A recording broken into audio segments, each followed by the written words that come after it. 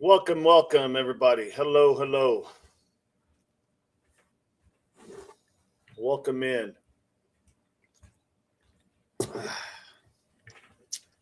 Should be a very good live today. Very good live. Carolina, good morning, DD. Carol, hello, everyone. Norma, good morning, Carol and Carolina. Good morning, DD, and beautiful chat. Welcome in. This is going to be, I think, a very good one. But we'll have to see. Hope everyone's having a good morning.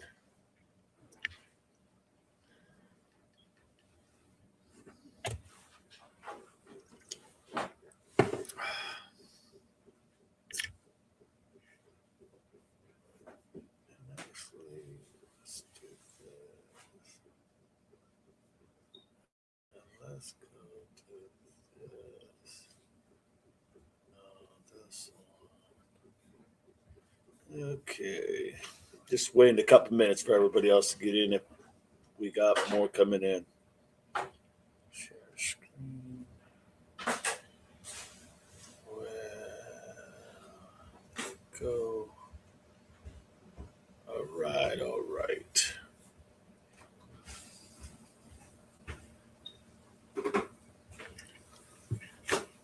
Oleg, welcome in. And for everybody in that's just lurking, you're always welcome to come in here. Everybody has an opinion, and everybody's opinion matters. If you like the live, please hit subscribe. Just hit the like buttons. Cheryl Johnson, welcome in, Cheryl.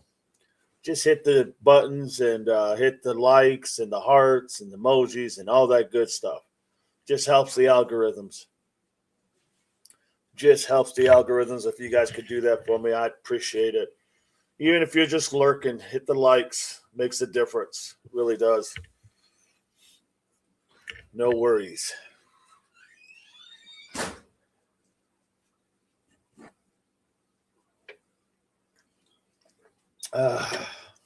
All right. Well,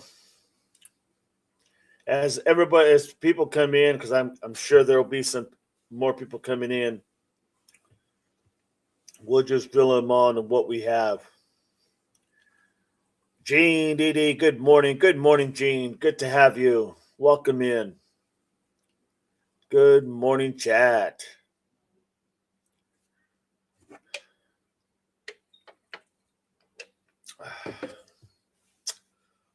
So I came prepared today. Got the Starbucks energy drink. That should hopefully kick it in gear from the get-go. So if I seem a little fidgety, you'll know why.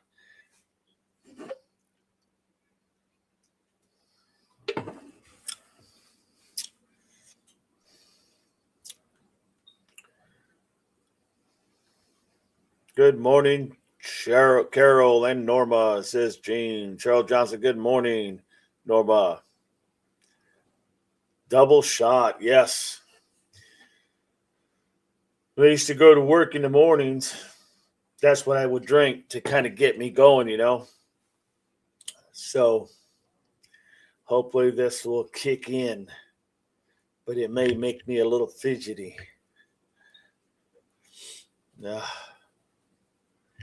Oh.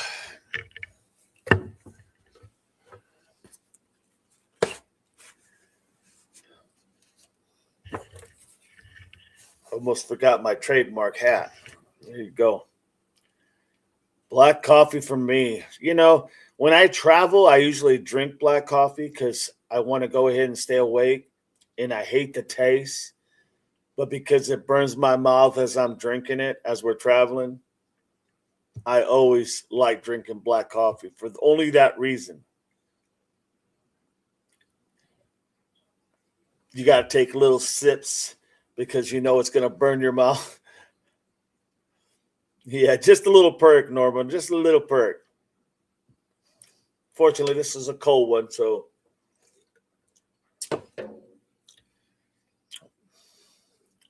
I drink many of them working third shift at the hospital. Yeah, I can only imagine. Like I said, when I drive, used to drive straight through all the way down south, down all the way down to Texas and that area for when I worked in the engineering, and I used to do that. I used to drive, believe it or not, straight through all the way from Ohio, all the way down to hell, all the way down past San Antonio to probably about, I would say, well, if I remember right, it was over there by Laredo, just before you get to Laredo. It was a long trip, but when they call you and tell you they need you out there, you're gone. You're gone, and they're basically waiting for you to get there because everything's on a really tight schedule. Norma says, "I'm from South Texas. Yeah, been out there many times, no doubt. Carrizo Springs. We used to do a lot of work in Carrizo Springs. Um, yeah, I don't miss it because I tell you what, it's a cutthroat business. Make no mistake, oil field is a cutthroat business, and the pressures are amongstly. But that saying, I mean, money was good, but the BS was horrible. So just had to be on top of your game all the time. I have not had a cup of coffee in a very long time. Really, again, coffee makes my go cuckoo, and decaf irritates my stomach. Very well said. Understandable. Understandable. All right, guys, let's get started. People come in, they come in. If not, hey, so be it. So we've covered a lot of the Nolan Wells case only because it's obviously newsworthy, and it's really kind of out there where there's a big divide. Let's just put it mildly. There's a big divide. And so I've been feeling like, okay, I have my own theories, but what I want to play for you today and what I want to talk about today is just that, and you have to look at all the information to make your own assessment. Everybody has their own opinion and everybody's opinion matters. That's just how it works. So we can cover other things later, but right now it's just going to be on this. I'm a dreamer. Welcome in. I'm a dreamer. Good to have you.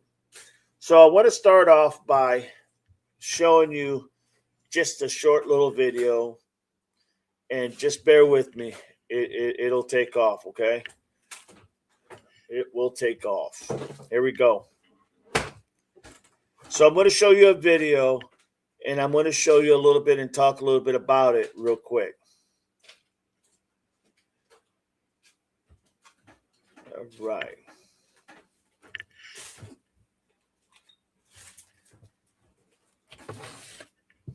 So this college here is called Full Sail Studios. Now, the only reason I know of this college as well is because I have a daughter who loves animation, and she was actually going to be going to this college. It's right outside of Orlando, Florida. Full Sail College. Sometimes there's a mixed feeling about, it's one of the top colleges when it deals with audio, when it deals with animation. That's why my daughter wanted to go there, because she loves animation. And it's a very, very well-known college. Some people have their likes and dislikes, obviously, like everything in life. But it does do a lot of stuff with audio and transmitting and recording music, et cetera, et cetera. So this is literally that right there. That is what Full Sail is all about. Now, I want to go into a little bit. Let's see here. So this is what basically we're looking at. It deals with art and design, business, film, television, games, media communications, music and recording, sports and technology. Those are like the main hub of what this does. This college. It is a campus. You can live on campus. It's very expensive.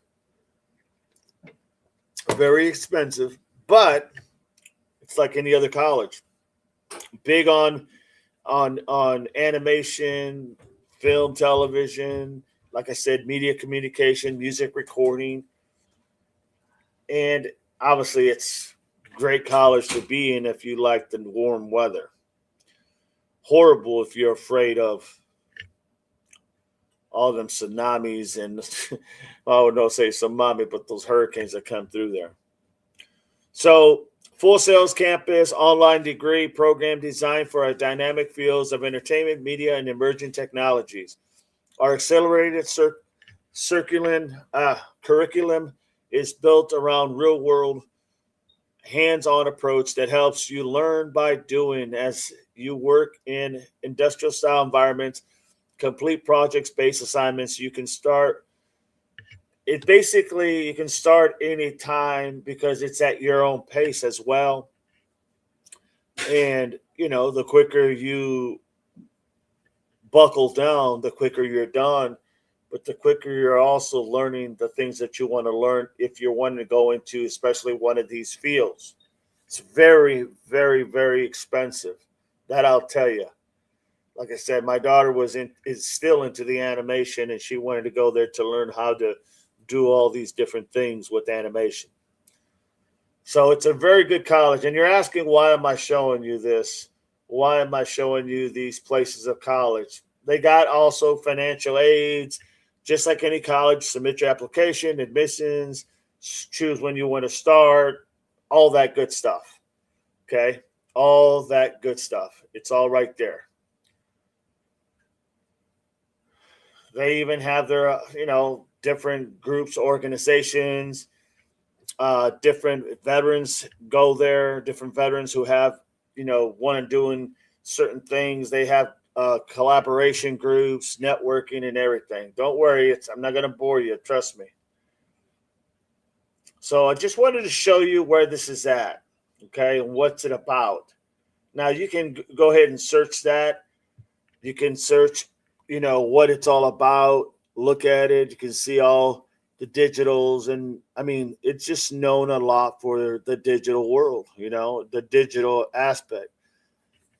77 Primetime Emmy Academy Award or Emmy Awards. I mean, they teach you how to do the lighting. They teach you how to do everything. Okay.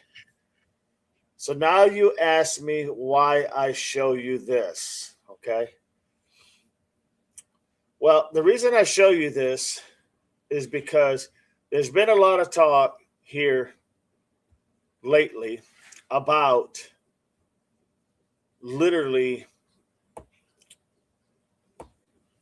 there's been a lot of talk about Jonetta Brantley.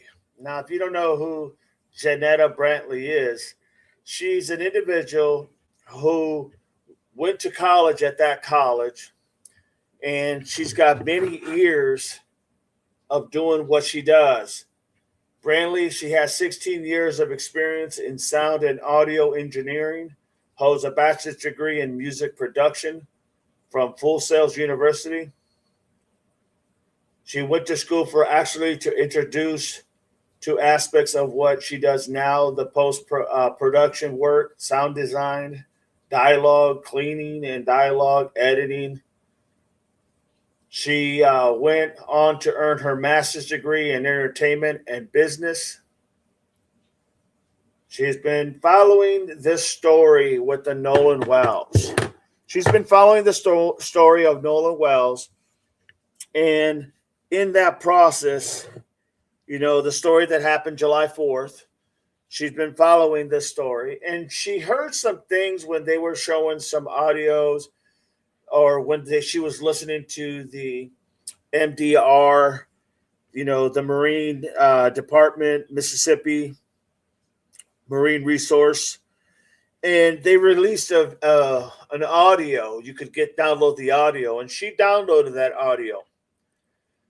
And in the process of downloading that audio, she went ahead and thought, well, hell, this is up her alley, right? So she wants to see how it can actually, you know, like what could she do with it?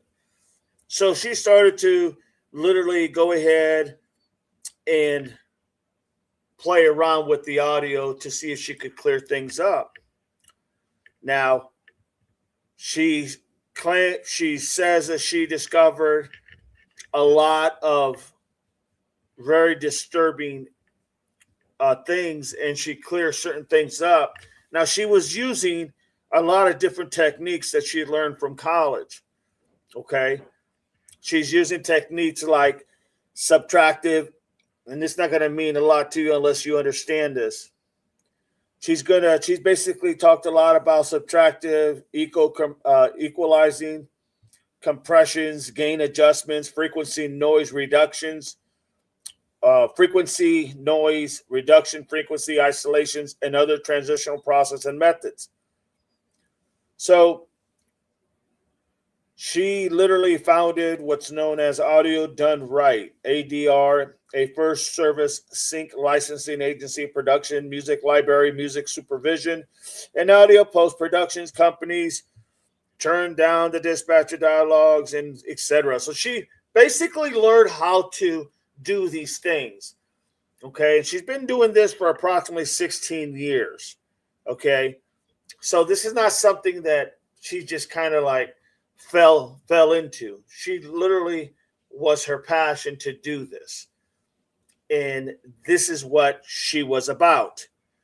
Now, once again, you asked the question, why do I bring her up? Because she went ahead and heard the audio that was given by MDMR.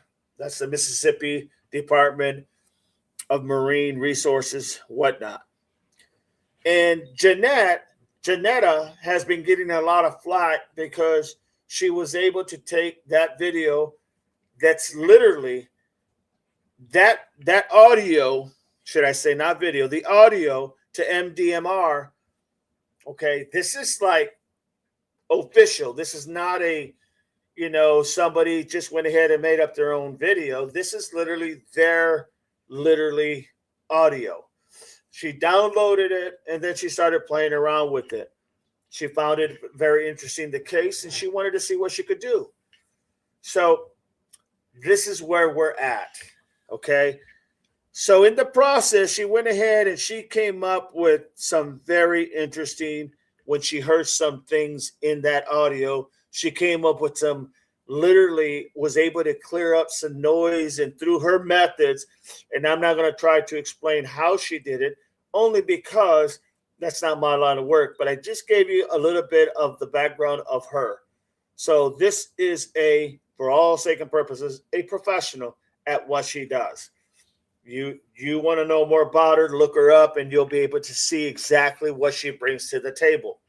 Okay. So in the audio, she heard and she was able to clean up. And I'm going to give you a rundown of what this audio said, and then we'll go ahead and discuss it. At 11 to 12:11, and what I'm going to do is I have it written down here. So I'm going to go ahead and just read you.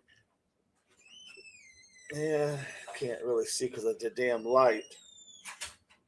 But this is all broken down, and I'm going to read you what it says, okay? So at the beginning, it starts off with, social media users did just that. They listened closely, released the audio in hopes it would reveal some clues about what may have happened to the 18-year-old Nolan Wells, who was found on Horn Island on July 16th. Okay.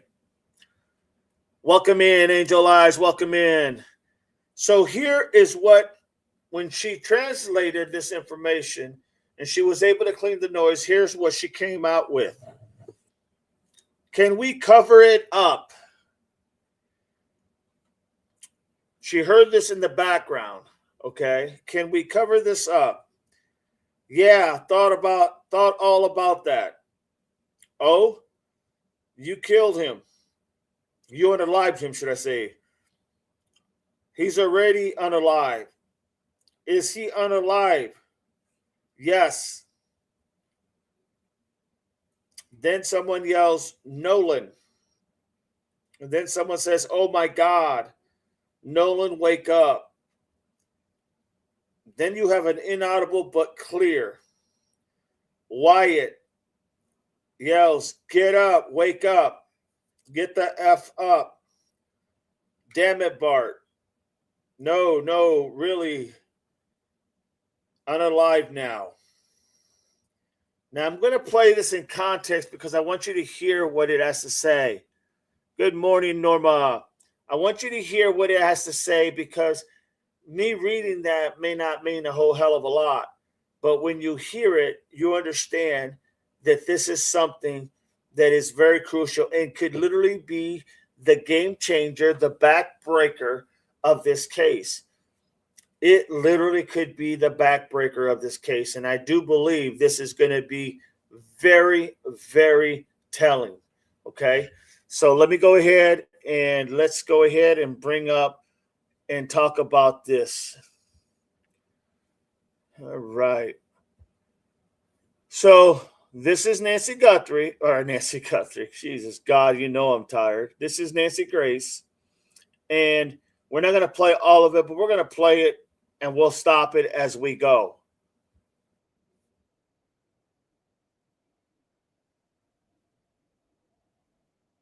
Not only that, we understand this case is headed to a grand jury. We also learned tonight that the state's autopsy is complete, but is being kept secret. Isn't an autopsy a public document? Why is it being kept hidden from us, the public? What is in that autopsy, the first autopsy of Nolan Wells? Good evening.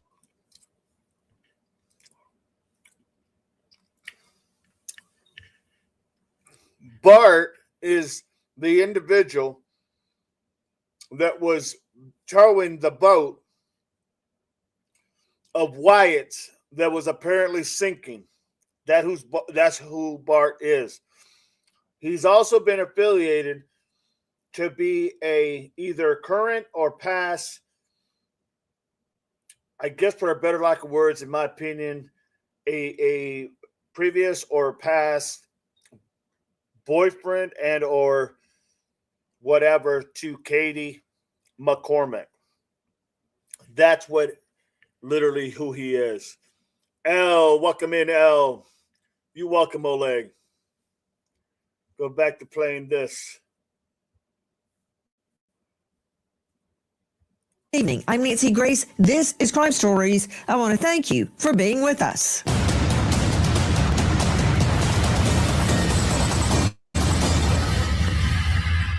The young lady, Katie, that he was hanging out with, I saw a text message from her alluding to the fact that she never saw him get on that boat at all. They could have been saying, don't die, or is it dead, referring to the bilge pump. Somebody would have seen something if there was a dramatic commotion like this occurring on that boat. I hope Nolan Wells died by accident. I'm not shutting down our Crime Stories investigation until I know.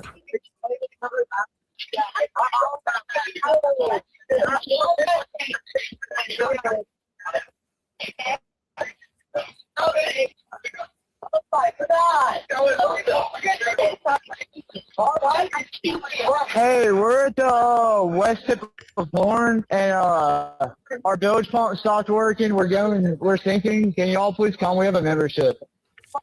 Shut up! Shut the up! What'd you say? You know, if that sound is real. Now, the individual on this, the African-American individual that was on there his name is Officer Tatum. That's his podcast handle, Officer Tatum. He used to be a police officer in Arizona, in Tucson, Arizona. He has his own channel. And he was basically the one talking about that they thought that, well, hearing that audio, that it could have been the bilge pump. It's the pump that throws the water that comes into a boat, it kicks it back out. And he said that it could have been that they were talking about, that being unalive, the bilge pump. I don't think there's any way to really say that that's what it is, because the reality is there's no way that's what they were talking about, in my opinion. But that's the position he's trying to take, that they were talking about the bilge pump was unalive, in the sense that it wasn't working. If you believe that, then hey, I got a lot of land to sell you out there that's great for crops in the desert. Okay. I don't buy that. You got to go with what you really hear, and what you hear and what you are able to process and what makes sense. Okay. I just wanted to give you who that is. Let's go back to it. There's no getting away from that. And all this business about there's no connection. Well, I listened to a good 40 seconds of Ceto, SEA, second word TOW on hold, listened to their music. There was plenty good connection, but before I can even get to the death threats of blood, so much blood everywhere. That's and very don't possible, step Melissa outside, Curry. and more, before I can even get to the grand jury, before I can get to the autopsy that's being kept hidden from us. I want you When they to said meet he wasn't on the boat, right? someone very important, critical to this investigation. Her name, Janetta Brantley. Miss Brantley is the audio engineer who enhanced the 911 call, the Ceto call, in the Nolan Wells case. So everybody claiming some ding dong on YouTube did it, or somebody on Insta or TikTok did it. No, she did it. I've spoken to her. I've read her statement. I want you to judge her credibility. Credibility is normally the sole province of a jury, and tonight you serve in that function.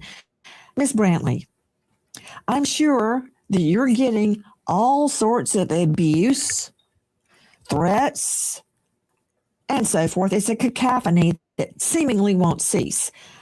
That said, thank you for being with us tonight. Explain to me where you got the audio, how you got the audio, and what, if anything, you did to enhance the audio. First and foremost, I basically downloaded it off of YouTube from WLOX News's YouTube site. And when I downloaded it, I ripped it off of YouTube. That's the terminology that we use when we take something off of YouTube. But when I ripped it off of YouTube, Pause. and I pulled it in. Pause, please.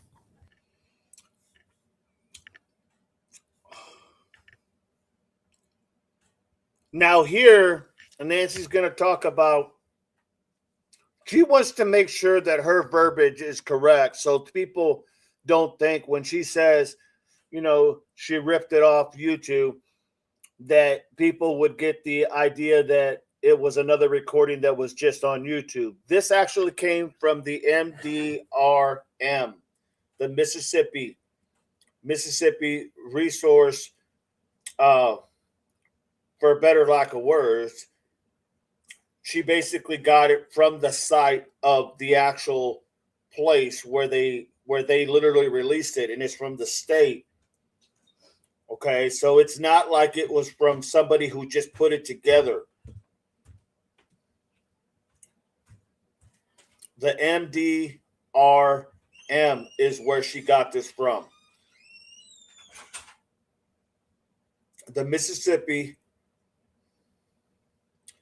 Department of Marine Resources, the MDMR. That's where she got it from. And she wants her to clarify so that people understand exactly where she got it from, so there's not any misinterpretations that she just went ahead and pulled it out of the blue, right? She's not an audio engineer. She's lying about that right off the start, really, because we just covered her background, Grayson.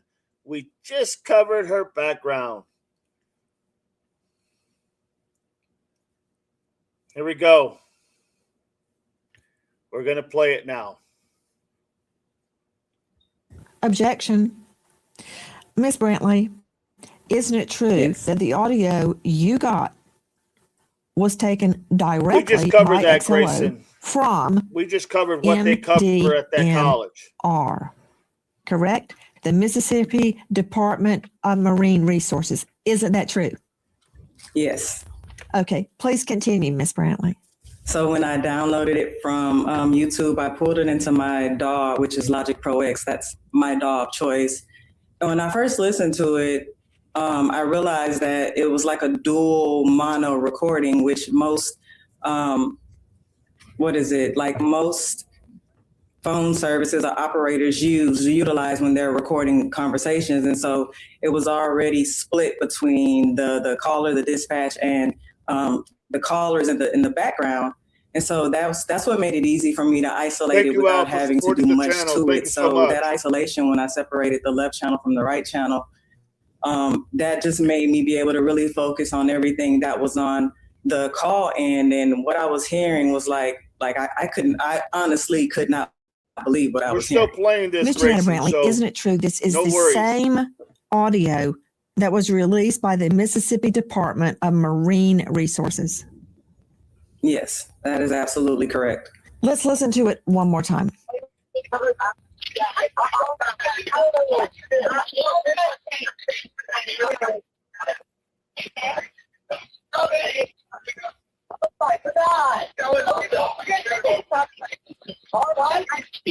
Hey, we're at the west tip of Horn, and our bilge pump stopped working. We're sinking. Can y'all please come? We have a membership. Hi, Miss Barney. Go! What'd you say? It's coming up. We're just sinking. I don't know. We're going down. I don't know the phone number. It's either. I think it's. Try that. Everybody was on this phone. I know we have a membership, guaranteed. I don't have the tag on here. It got ripped off.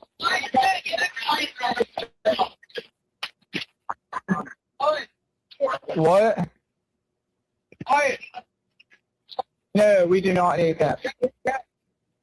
Let me go look. Where is this? Hey, jump in and pull the plug while you're going. They gotta go. Hello.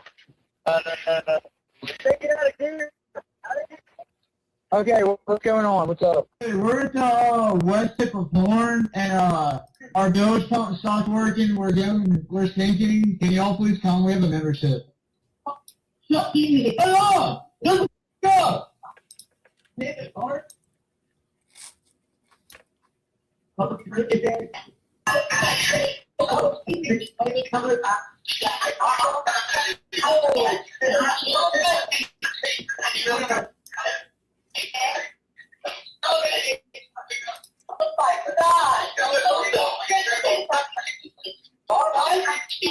Hey, we're at the west tip of Horn, and our bilge pump stopped working. We're sinking. Can y'all please come? We have a membership.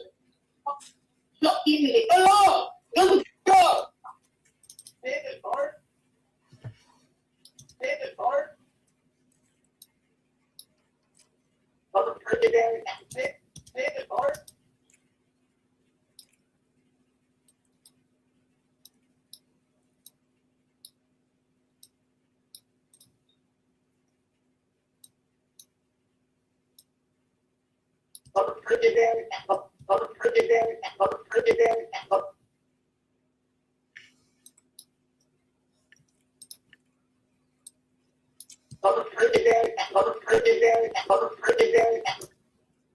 Back to Janetta Brantley joining us tonight, and she shows herself in that video showing what she is doing.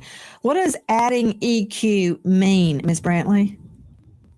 Adding EQ is basically selecting.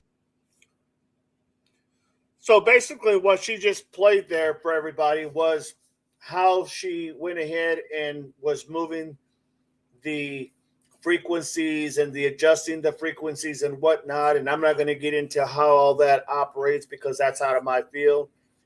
But she was explaining how she was able to move different things around so that you could hear it clearly, adjusting the noise from there's two sets of recordings going on. So she's able to literally take away one from the other. And that's what she's getting at. So and here's the thing. Grayson keeps commenting that she's not a professional. She's not this and that. Look, we've already covered what she went to school with. There's always going to be people that are going to have their own opinions and stuck in their own ways. And that's fine. Everybody's entitled to their own opinion. But here's the thing, folks.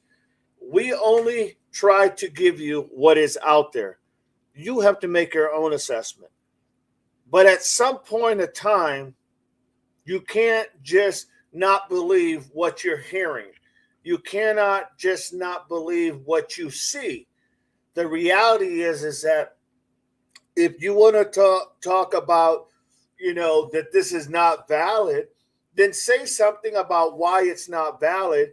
Don't just say attack her because she's just putting this out there that this is what she does and this is how she was able to figure this out. So that's what I'm saying. Okay.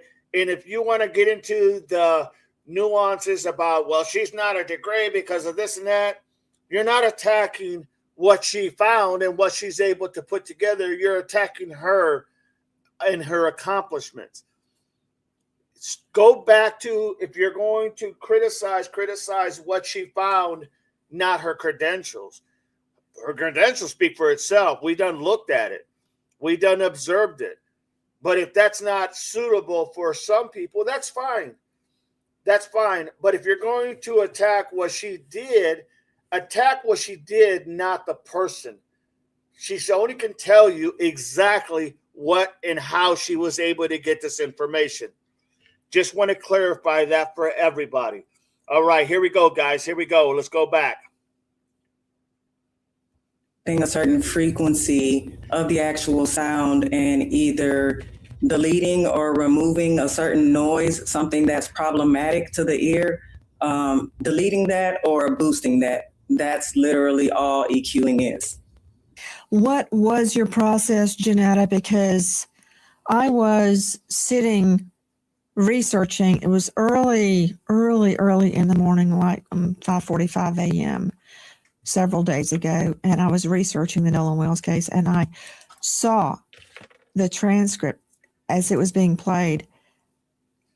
And my husband was also up. He said, "What's wrong?" I'm like, if this is real, this changes everything. It changes everything. Because up until that point, it seemed as if Nolan's death could very well have been an accident. If this is real, it changes everything. It's seismic. What was your reaction when you heard these words, Janetta Brantley? I think at my core, I was in disbelief. I wasn't cleaning it or enhancing it to specifically look for or identify a crime or even point the fingers at anybody. I believe I wanted it to be an accident. I think a lot of us wanted it to be an accident. So when I heard those things, when I heard "Damn it, Bart," that name stood out to me because I hadn't even heard that name before. As I was listening to certain things that stood out to me, I was in disbelief because, again, I'm just an audio engineer. I'm not an investigator or detective or anything like that. So when I heard a name that I wasn't familiar with, it stood out to me. And that alone made me want to hear what was immediately said after "Damn it, Bart."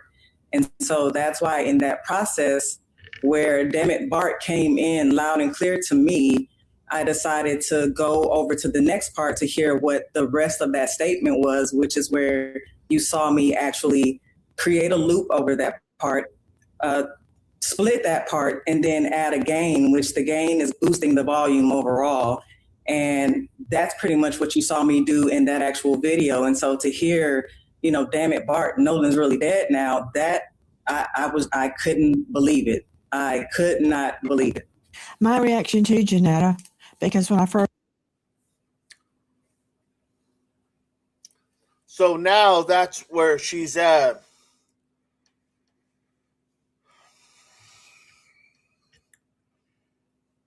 So that's what she found on here. Now, look, I'm sure if somebody can clear it up, what you're hearing, okay, I'm sure that if they can clean it up, you have people out there that are so intelligent enough to go ahead and distort it as well, right? Just like, for example, Grayson is talking about how this and that, and it's not real. She's not an engineer and all this kind of stuff. The idea is that just like you can clear the noise, I'm sure you can make it so it's so difficult to hear what she's saying, right? What you're hearing on the audio. And now Grayson wants to attack Nancy Grace. She was found guilty of withholding evidence. Now it's not, when he can't justify, literally, in my opinion, because Grayson now is attacking Nancy Grace, saying that she was found guilty. See, this is what happens. When you hear something you don't like, or when you hear something you don't agree with, you try to pivot to something else that you go after. Okay, you try to go after something else. You try to, now we're going to attack Nancy Grace, who we know, like her or hate her, it doesn't really matter because we know she's mainstream media and she's not going to put her reputation out there just for anything. Let's be real here. It's common sense. It's all common sense. This is the first time that Janetta has been on her show. Janetta Brantley, this is the first time she's been on her show to explain what she did because she was receiving a lot of death threats and whatnot. So what you have now is now you're having not just attacks personally, and I'm not talking about just Grayson, I'm talking about a lot of people that don't like what they heard because it doesn't fit their narrative. So now they're going to attack Nancy Grace for having her. They're going to attack, Janetta because she went ahead and found this. Look, I'm not here to tell you who's right and who's wrong. All I'm here to tell you is this is what's there. If you cannot argue the fact that this information is as clear as day, okay, because that's really what it's about, right? It's about the information. Is the information valid? You can throw up all the smoke screens. You can throw up all the other stuff, the stuff that doesn't really make sense, that you're trying to cloud the clarity of what you just heard. But if a person's not going to be able to attack what they just heard, then I'm not sure how you go ahead and think that it's not valid, right? You're attacking everything but what literally you have heard. Okay? Once again, Nancy Grace is not going to go ahead and jeopardize her credibility for nobody. Like her or hate her doesn't really matter. That's just what it is. Okay? I just wanted to clarify that. I don't have a problem with anybody having their own opinion. I don't have a problem with anybody believing what they believe. Hey, that's what this program's about. But you also have to understand that if you're going to say something, have some validity to it. You can't say it's not true by attacking a person because they found something. You can't say it's not true. Attack what they found. Attack that is not being truthful. Don't attack the person who found it because it's like you're not going to what you heard. You're going to the actual individual. Makes no sense to me because it's common sense. April L says everybody makes mistakes. We are all human. Don't see after altering the audio. April, Nancy Grace is not the topic. The topic is what we brought to our attention by any investigator with credentials. Well said, April. Justin Nichols, I spend too much time on this Nolan Wells case. Bottom line, everyone needs to accept we are most likely not going to get any more evidence. Very well said. And if that's your opinion where you stand, there's nothing wrong with that. But if you're going to literally try to make a point, make it on the fact of what you heard. Make it on the fact of what was actually literally being able to literally hear what you're hearing. Don't make it about the person, because the person is just that. They have their credentials. You can't take away their credentials just because you don't like what you hear. Bible, Grayson now gives us all the things all of other people have done wrong in their past. Start with yourself. Well said, Bible. Grayson, we'll see actual audio engineers and people. Yes. And that's fine. Grayson, you can have your opinion, no problem. You just cannot have your own facts. It doesn't work that way. Not on this channel. You cannot have your own facts. All right? So right now, what we're hearing is just what they're saying, and you have to make up your own opinion. You have to decide what you're hearing. It's not for me to decide. I'm just giving you what they're saying, and it makes sense to me, but that's just me. Carolina, thank you so much for supporting the channel. Appreciate you. Let's go back to hear what apparently is allegedly that this is. If this is true, it is a game changer. Okay? I can't speak because I don't have experience in that. But I tell you what, this Janetta Brantley makes a very compelling case, and that cannot just be ignored. Here we go. First heard it, I thought this has got to be doctored. This can't be real. Don't move. Straight out to veteran trial lawyer Franz Borghardt, a veteran trial lawyer joining us out of the Baton Rouge jurisdiction at Borghardt's law firm. Franz, take off your defense hat just one moment. I have introduced wiretaps many times at trials, which are very hard to get, by the way. And I've never had one that I believed was doctored at the time because they were taken by law enforcement. This is from a completely independent source with no dog in the fight, no skin in the game. It's from Dispatch at CETO. And if this is real, this blows the case wide up. Now, you saw Janetta Brantley. You've heard her. I have no reason to disbelieve anything she's saying. So if I'm prosecuting this, I'm worried that I need a witness in 2026 to exclude the possibility that it's either AI generated or doctored, just like you suggested. And I think that she's very credible, but I think we need to go one step further. The other concern I have, Nancy, is if the independent autopsy is showing inconclusive death results, now I really want to see the other autopsy to see, is there trauma to the body? Is there something that happened? These are the concerns I would have as a prosecutor. But we've now opened the doors to these guys may in fact have committed obstruction of justice. Hold on. You're putting the cart before the horse. Before we talk about obstructions such as allegedly lying or covering something up, you've already mentioned two distinct lines of inquiry. One is that the audio that Janetta Brantley enhanced innocently, I believe, had been already AI or doctored. Okay. Let's follow that through to its logical conclusion. You just throw that out there like a stink bomb at the circle. You know what a circle meeting is, right? In the United Methodist Church, all the ladies have circle meetings. Okay. To suggest this was doctored before Janetta got it means it had to have been doctored or AI created by who? The Mississippi Department of Marine Resources. No, don't just go, that doesn't work in court, Borghardt's. You can't just throw, that's like the side defense. Some other dude did it. What dude? What are you talking about? So you're saying AI doctored by who? If it's not Janetta, then who? She got it. The same sound that was released by the Mississippi Department of Marine.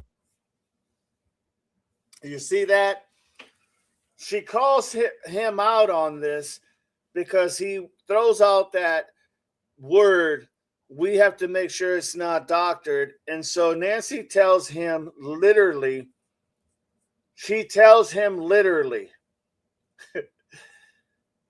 you can't just throw out that word. It came from the MRMD, Department of Resources from Mississippi. Who else could have doctored that from? Why would the state of Mississippi go ahead and doctor their own thing? Think about it. Why would this be doctored by the person who put it out there? It's like, it's not coming from secondhand and third-hand information. You understand what I'm saying? You cannot go ahead and literally say, well, this was doctored. Well, where'd you get it from? I got it from the actual source of the Department of Resources of Mississippi. But yes, it's doctored. How? Who doctored it? You understand what I'm saying? You have to get something from somebody in order to doctor it. So who did it? Well, we don't know. Well, we don't know. It's not good enough to just say it was doctored. Okay? That's not good enough. That doesn't work in court. You have to have some concrete evidence that it was doctored. And what is the concrete evidence? I don't know. Just sounds good to say. It doesn't make no sense. Okay? It does not make no sense whatsoever. There is no reason that this came from somebody. Why would literally Mississippi Resource Department, why would they come out and say this, where she took it from their site? Why would they say something that was not factual? Why would they put something out? It makes no sense. No sense whatsoever. Okay? And that's all I'm saying. Use your common sense, folks. I'm not saying one way or the other. It's not for me to say. It's for you to make your own opinion. Okay?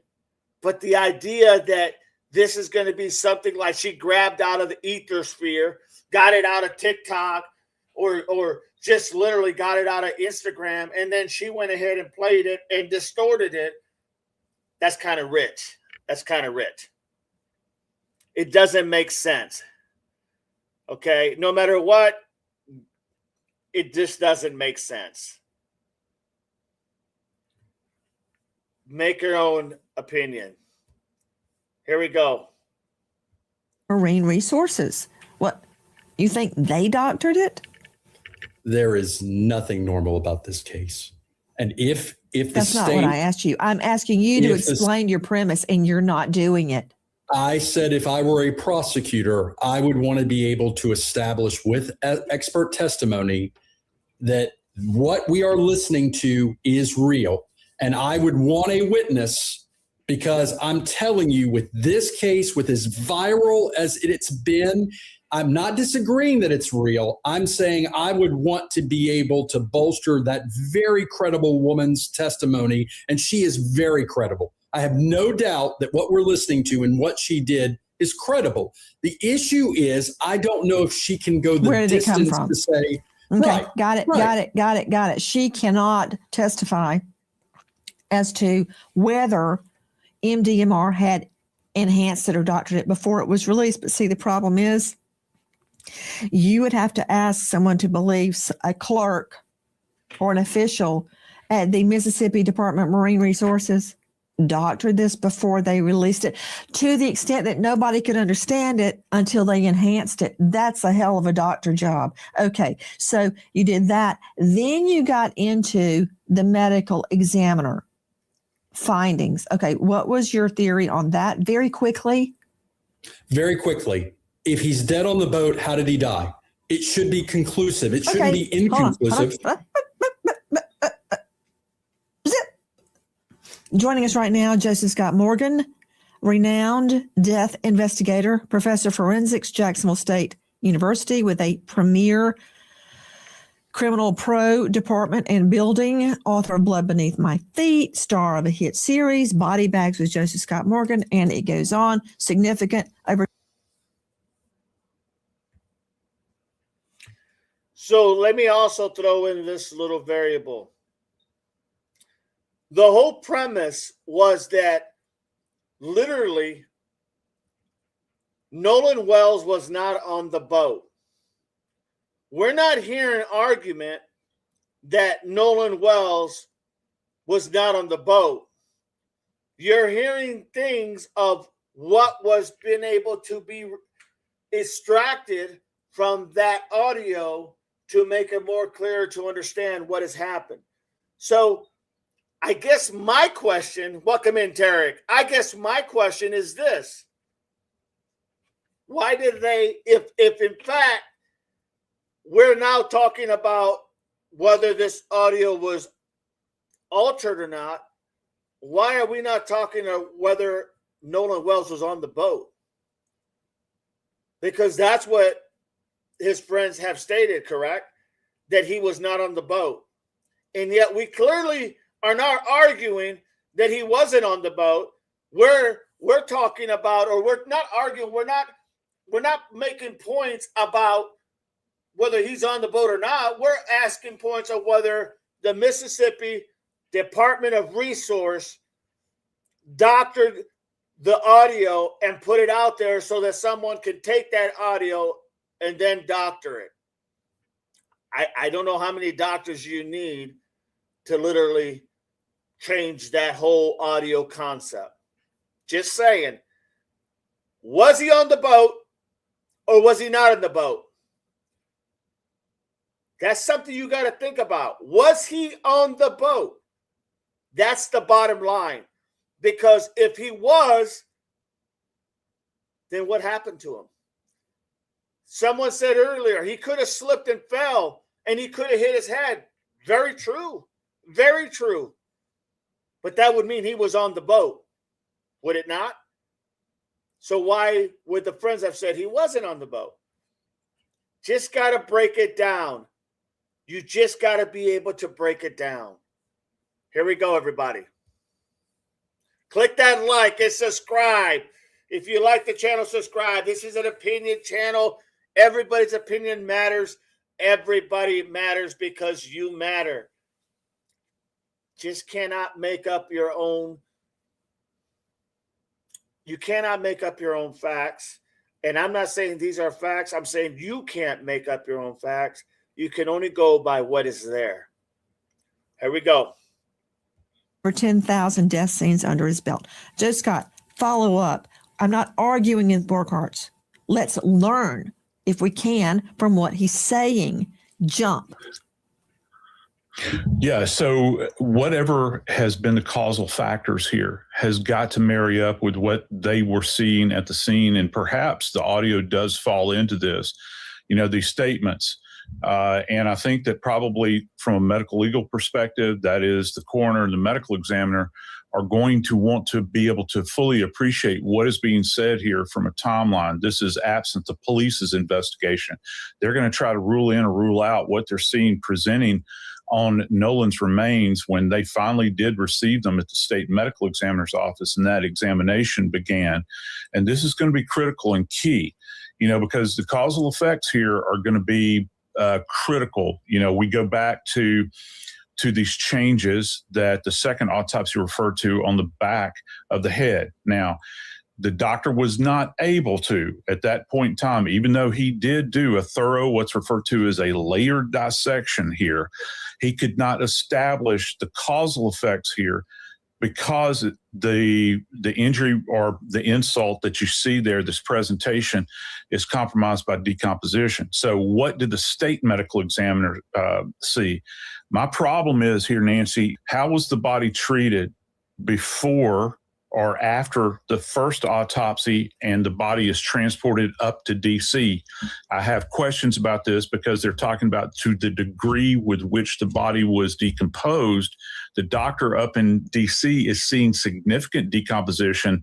We don't know what they saw in Mississippi, but I do know that you're only talking about what, and I'm ballparking here, please give me some grace, maybe 48 hours tops before the medical legal authorities have seen the body. So how far degraded is the body to compromise any of this? And this evidence is going to have to be borne out Not just with the physical findings that you see with the unaided eye, but also whatever's going on toxicologically. I want you to take a careful look at this video we have obtained. Let's see it.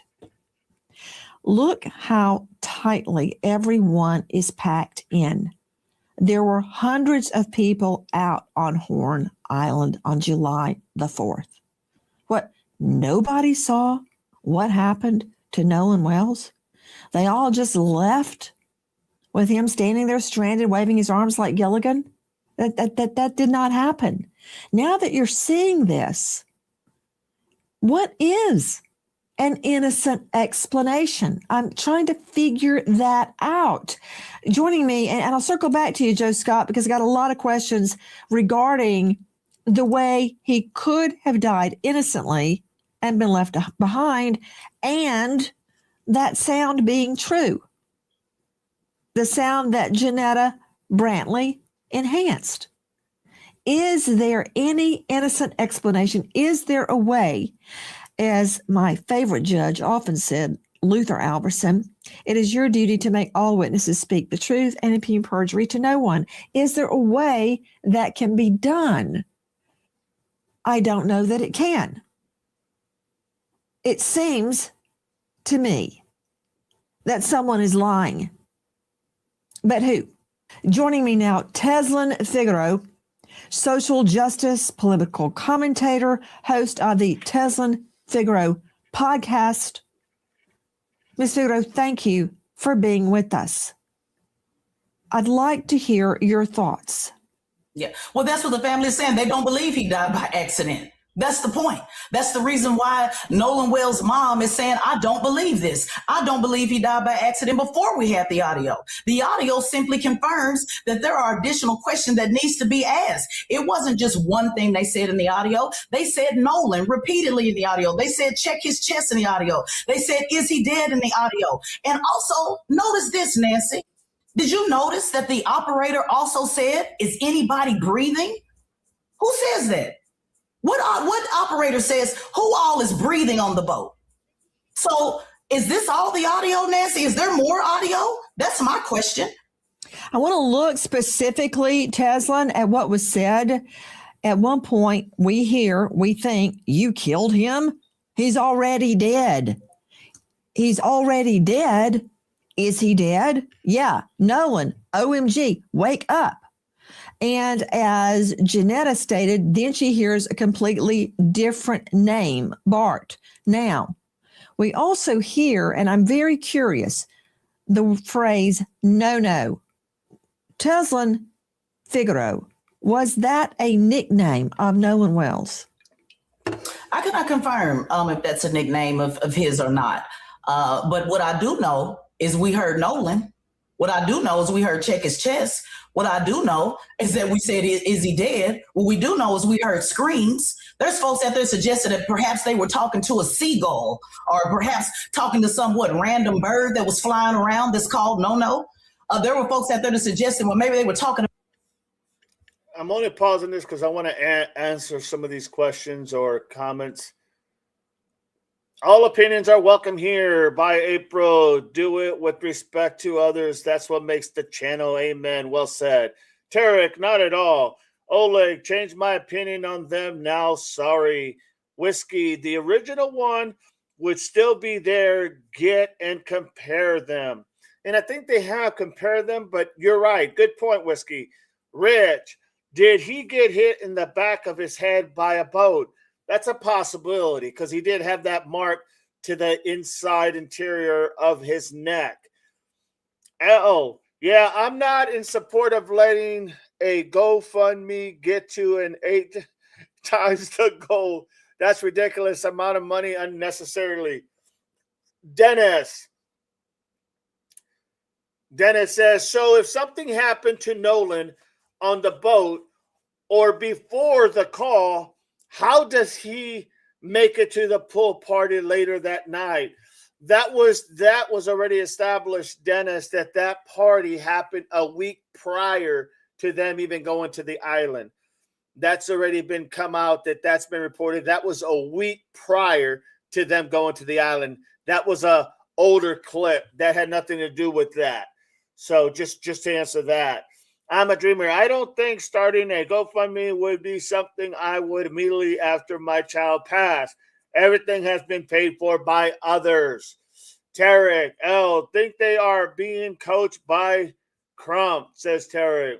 Carol, I agree. Song in my heart says drugs. Justin Nichols, right. I'm beginning to think this is more audio, and those CETO servers need a subpoena, and Vicky needs a subpoena. What dispatcher asked?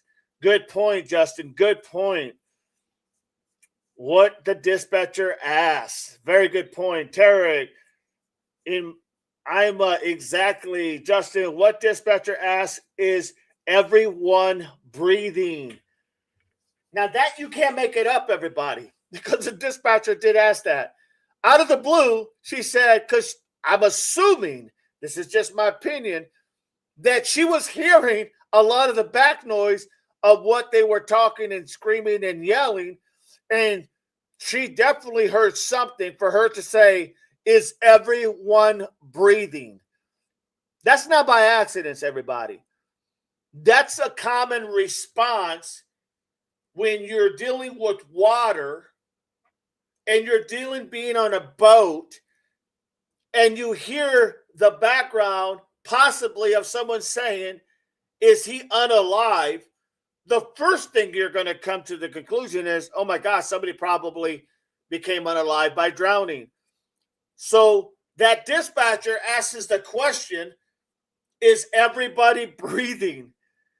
The boat is going down, apparently, as they claimed. But the one thing that the dispatcher is asking is everyone breathing? Why? Once again, it's just common sense, folks. It really is just common sense.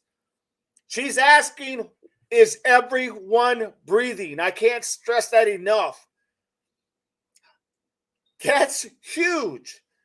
So, yeah, I agree. They need to subpoena her. They need to subpoena the individuals who were on the call. And they need to ask them, explain this. Explain why you asked this. And if she says, well, because I heard in the background somebody was unalive, well, then that's going to make sense. And water, we know water and boating go along with possibly drowning. Just common sense. You just have to be able to pick it apart. Dennis, we just going to ignore the pool party photo. That was already, Dennis, that's already been debunked. That was a week prior. Even Warren said that in his interview with Officer Tatum. Even Warren issued that statement that it was literally a week prior to that incident from happening. So I don't think anybody's ignoring that photo. It just doesn't have nothing to do with this. I'm a dreamer. I agree. And it's excessive and ridiculous. Bible, I think the markings on the back of his head could have come from the railing on the boat. Very possible. Tarek, I have seen the pool party photo. Dennis, good morning. Rich, he got found on the island. Party debunked. Well said. Song, I agree, Bible. Grayson, there wasn't any markings or bruising to the skin or exterior of the neck. The discoloration was underneath the skin. That is correct. But then you go to this point, because earlier, if I'm not mistaken, and correct me if I'm wrong, Grayson, but earlier you had made a point someone had made a point. I think it was one of the experts. It was that the first individual she spoke to, Nancy Grace, where she asked what he thought, and he said, "Well, you would want to take the first autopsy and compare it to the second autopsy, right?" Well, here's the problem. You really can't compare the first autopsy to the second autopsy, because in the second autopsy, the private autopsy that was done by the family, that had it done by the family, requested by the family, they didn't have all the parts to get that information. So how could you compare the first autopsy to the second autopsy when the lack of information from the first one, pathologist, did not give all the parts to the second pathologist? Makes no sense. Just trying to clear that up. I'm a dreamer. It's great. Please hit the like button. It's free. Doesn't cost you anything. I know this is a very touchy and hot topic, but understand that doesn't matter on this channel because everybody has their opinions and every opinion matters. All I'm saying is think of the evidence that you're hearing and think of what they're saying and then think of what they said. He was never on the boat. But clearly, it appears it's possible that he was on the boat. And if that's the case, now we're past that first part. So then you would ask the question, is who's not being truthful? Who's hiding what? That's where we're at right now. Bible, interesting theory. I thought the pool party was prior to this. It was prior, a week prior, according to Warren. And he was supposed to be literally Nolan's best friend. L, good morning song. Oleg, I hope they donate the $700,000 to a good cause. That would be nice. That would really be telling if they did. Oleg, well said. I'm a dreamer. Very greedy. Well, we don't know what they're going to do with the money yet. We really don't. So hopefully they will go ahead and set up some type of in honor of this individual, set up some type of what word am I looking for? Some type of the memory of him through him to help maybe people who have gone through similar situations or people who have gone literally become unalive through drowning. Carol, it was L. Oleg, agree. Carol, hello, song. Tarek, Oleg, that's a good idea. I'm a dreamer. Carol, Photon, welcome in, Photon. Bible, Oleg, Crumpy will be around until it's gone. Rich, exactly. She heard an emergency call, not just a CETO. I mean, that's so telling to me. For the dispatcher to ask, is everyone breathing? That speaks volume, everybody. Because supposing the boat is sinking, the boat is going down, she's hearing the background more than likely, and she's hearing all the chaos, and so she's asking, is everybody breathing? Boating, water, chaos usually doesn't sound good because it always indicates something went wrong, possibly a drowning. Cito asked that to every call. Okay, now they asked that. Not sure I agree with that, but hey, I'm not a boater, so maybe they do. Pretty Little Clues was a pre or post-mortem injury. Says Pretty Little Clues. I'm a dreamer. Why would she say that? Very good point. I'm a dreamer. Why would she bring that up? Is everybody breathing? That's not normal, folks. I mean, I'm not even a boater, and that I don't think that's normal. Maybe I'm wrong. Hey, but it doesn't sound logical to me that when someone's calling for a tow from the CETO to tow them because they are sinking, and the dispatch is going to ask, is everyone breathing? That doesn't make any sense to me. I'm just saying. That's your opinion. I think when closed deaths happen, it takes time to think, time to grieve, time to make decisions, while mortgage payments, utility bills, in their case, safety. Very well said, Justin. L, Derek, April, PLC, I agree. Brooke, good morning. Pretty Brooke. Carol, hello. I'm a dreamer, Justin. I understand that, but most $1 million is excessive. Pretty Little Clues. Good morning, Brooke. Norma, good morning, Terry. Bible, the discoloration of his head could possibly be from a helmet over time. Very possible. I said the same thing. He played football, and over time, very possible. April, I also do think the head injury was cause of death, but possibly a head being held underwater from the back red markings, in my opinion. Very good point, April. Photon, morning, Norma. Norma, yes, DD, you are absolutely right. Good morning, pretty, says Norma. Pretty morning, Norma. There has been one autopsy and one post-mortem examination, says Bible. Because we haven't really had the second autopsy that was done independently, right? We really haven't had that because they haven't been able to fulfill their autopsy because they haven't had the parts of the body that they needed to fulfill that. And that's being the private pathologist of the family.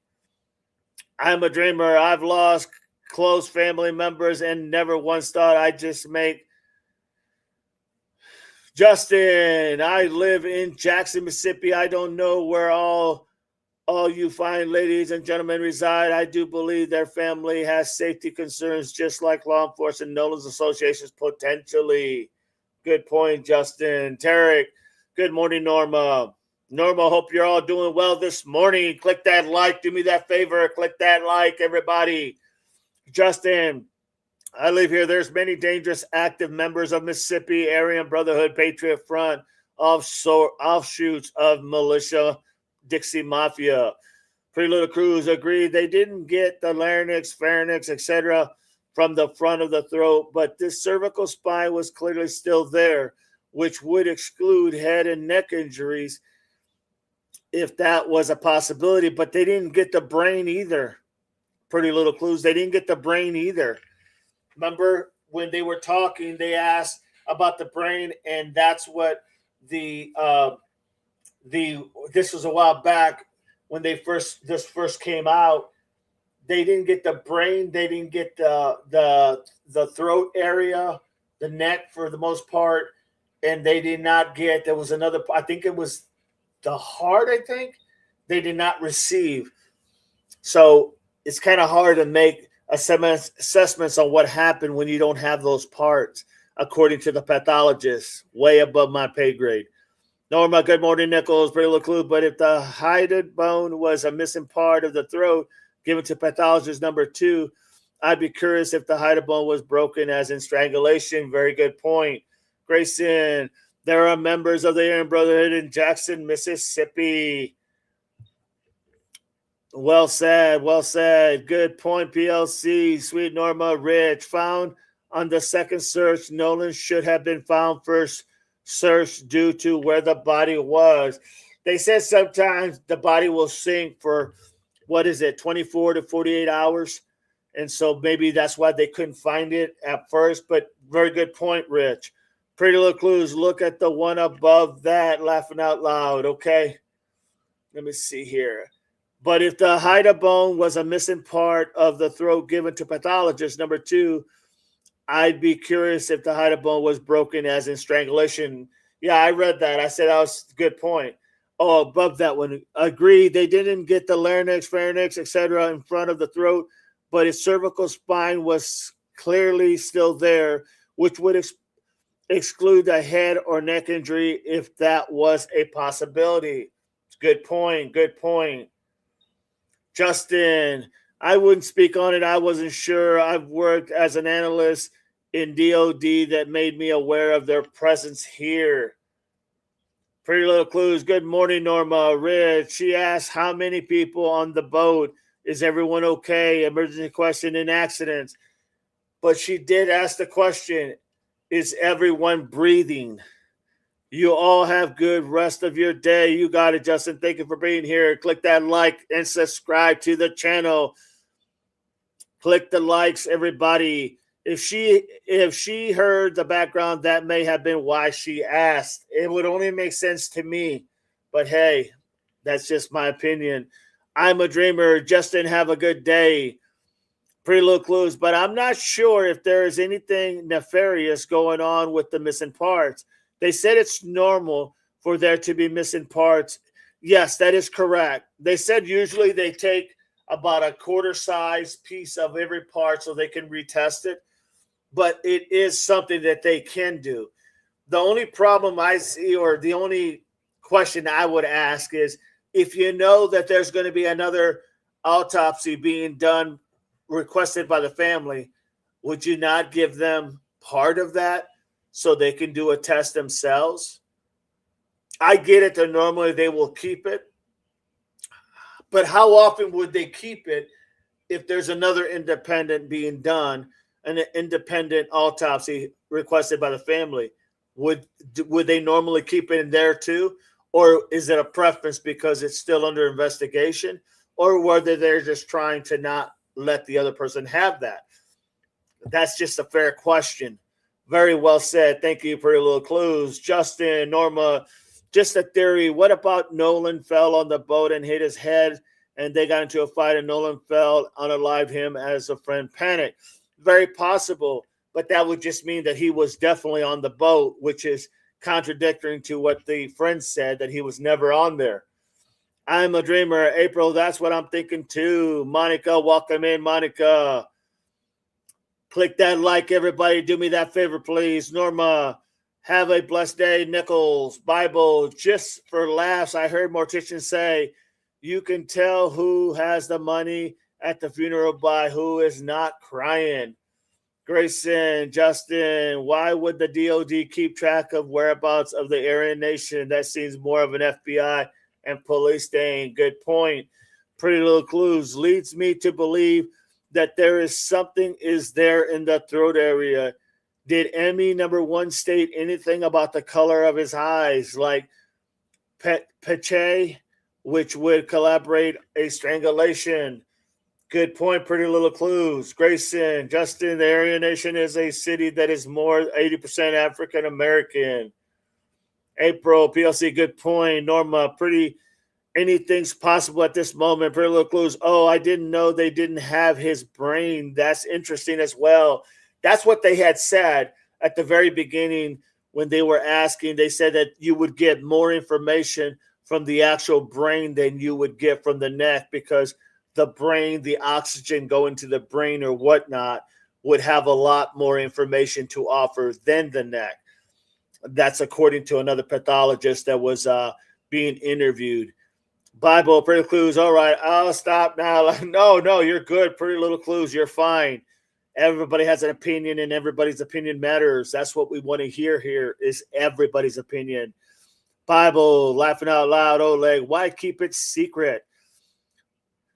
Good point, Oleg. Melissa, if boat was sinking and there would be chaos, could Nolan die during this, like fall and hit his head? I think it was an accident and the kids freaked out. That's very possible. That's a good point, Melissa. My only take, once again, is that would mean he was on the boat. Why did they say he was not on the boat? Why did they say he was not on the boat? Grayson, they received all organs, but not the internal neck structure, according to the second autopsy report. That's not what I heard. But then I could be wrong, but that's not what I heard, Grayson. They didn't receive all the body parts. Pretty little clue. Laughing out, double dog idiot. It was like way up there. You're behind. I know. I'm waiting. I'm trying to catch up. I'm a dreamer. I don't understand that either. 29 likes, 39 watching. Click that like, everybody. Please hit the like. Okay, DD. Thank you. There's all good opinions. My question is why did no one report if an accident has just leave? Report if an accident and just leave. Good point. Rich, accident stage. That's a very good point, April. Rich, accident stage, drowning lives can turn to criminal charges. Oleg, I am still going with there's a fight after Warren leaked that in that interview saying he had never seen Nolan's fight. Good point. Sorry, guys. Just trying to catch up, but I do want to go ahead and answer questions like I normally do. Here we go. Let's continue. About the boat. Come on, we got to knock this off, Nancy. We heard what we heard. And so we would have put this before a jury. Also, we hear, damn it, Bart, No-No's really dead. Damn it, Bart, No-No's really dead. Repeating it over and over and over. According to reports, his nickname, one of them, is No-No. Back to Tesla and Figaro. What is Nolan's mother's theory about what happened in light of these tapes? Before we even had the tapes, her theory is I told my son, I've raised my son just like I've raised my 19-year-old the same way, Nancy, like I'm sure you raise your children. Come back with the people you went with.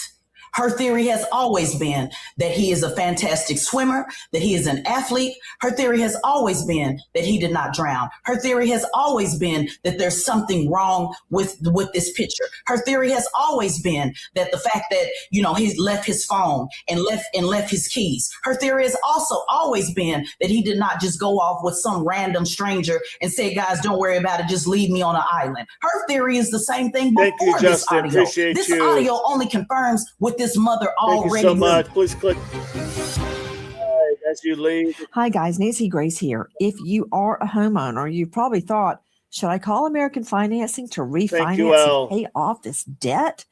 But you don't because of your low mortgage rate. That low rate, it's not saving you if you're drowning in credit card interest.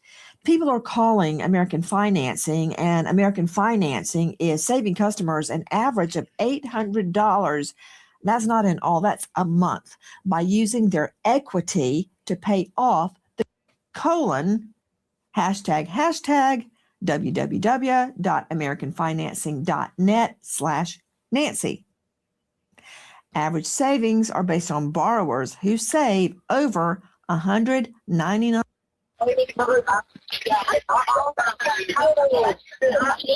Murder in Delphi, who has been on this case from the beginning. Susan Hendricks, we all know that everyone in our country is innocent until proven guilty. And regardless of how you or I or anybody else feels, that includes the young men on the boat with Nolan Wells. Mm-hmm. We have a lot of questions that have to be answered. Is this sound real? Has it been enhanced? Who enhanced it? Was it AI or doctored before Janetta Brantley pumped it up point, so Melissa. We can hear it? I want you to hear another Just made April version. Welcome in. You can see that I have the CTO channel completely muted, so we're only listening to the callers. Very good point. Then I go through and simply raise the volume of all of the chatter we hear at the beginning of the call.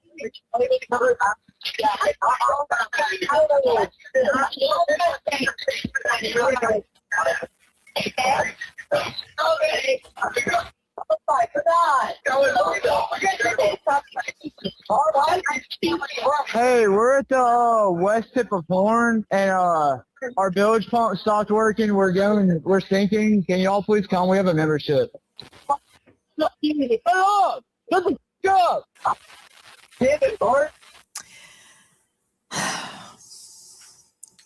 Susan, that was enhanced by my producer, Sydney. I know Thank her you so like much, that. Ismay. Appreciate you. Thank you so I much. asked her, enhance it the best you can. 7 Covenants is in the She, house. again, has no interest in the outcome of this case. She pulls up, quote, want me to cover him up? I mean, Let us know, Covenants. Susan, weigh in. I was listening to the enhanced version, both of them now, not doctored, by the way. There's a big difference there. Have you ever heard, Nancy, on Instagram where you listen to two things and your mind goes to what you're thinking of, like green car or moon boat? What are we really hearing? I believe that something nefarious did happen. Where I think the answers will be, again, this is my opinion, but I believe something happened there and we're not hearing the full story. And you pointing out, Nancy, how crowded that area was. So let's say what people are claiming, that it was an accidental drowning. No one saw. Look here at the crowd. Nobody saw what happened. And all of us have our phones on us all the time. No one recorded this. I think the answers are in the timeline and also the autopsy, when we will hear answers there. You're seeing video from the Officer Tatum show, and I don't know what they were trying to show with it, but how can someone be dead and floating in the water and nobody notice? Which leads me to, Susan Hendricks, the fact that we have learned tonight that the state's autopsy is complete, but it's being kept secret. Mm-hmm. Yeah, absolutely. Being held for the grand jury Very to well look into said. that. I'm a And dreamer. the fact, as you brought up, Nancy, earlier, that part of his throat was missing, will that be key? There's so many questions around us, but Appreciate that it's info. a public record, but we're not hearing about it. I guess they're waiting for the grand jury to show them that first. Joe Scott Morgan, death investigator. I've never known an autopsy report not to be a public record unless they're claiming ongoing investigation. Yeah. Now, in the D4VD David Anthony Burke case, the LAPD demanded the medical examiner keep it secret because the medical examiner's office allegedly was leaking information, possibly for money. Don't know that yet, but I will. How common is that the medical examiner is ordered not to release the autopsy? Why is the autopsy being kept secret? Because it's continued investigation. They're going to go to grand jury with this. I can tell you that. I'll bet you dollars to donuts if that's the case. We see it with, we saw it with Idaho 4, right? We didn't have it there.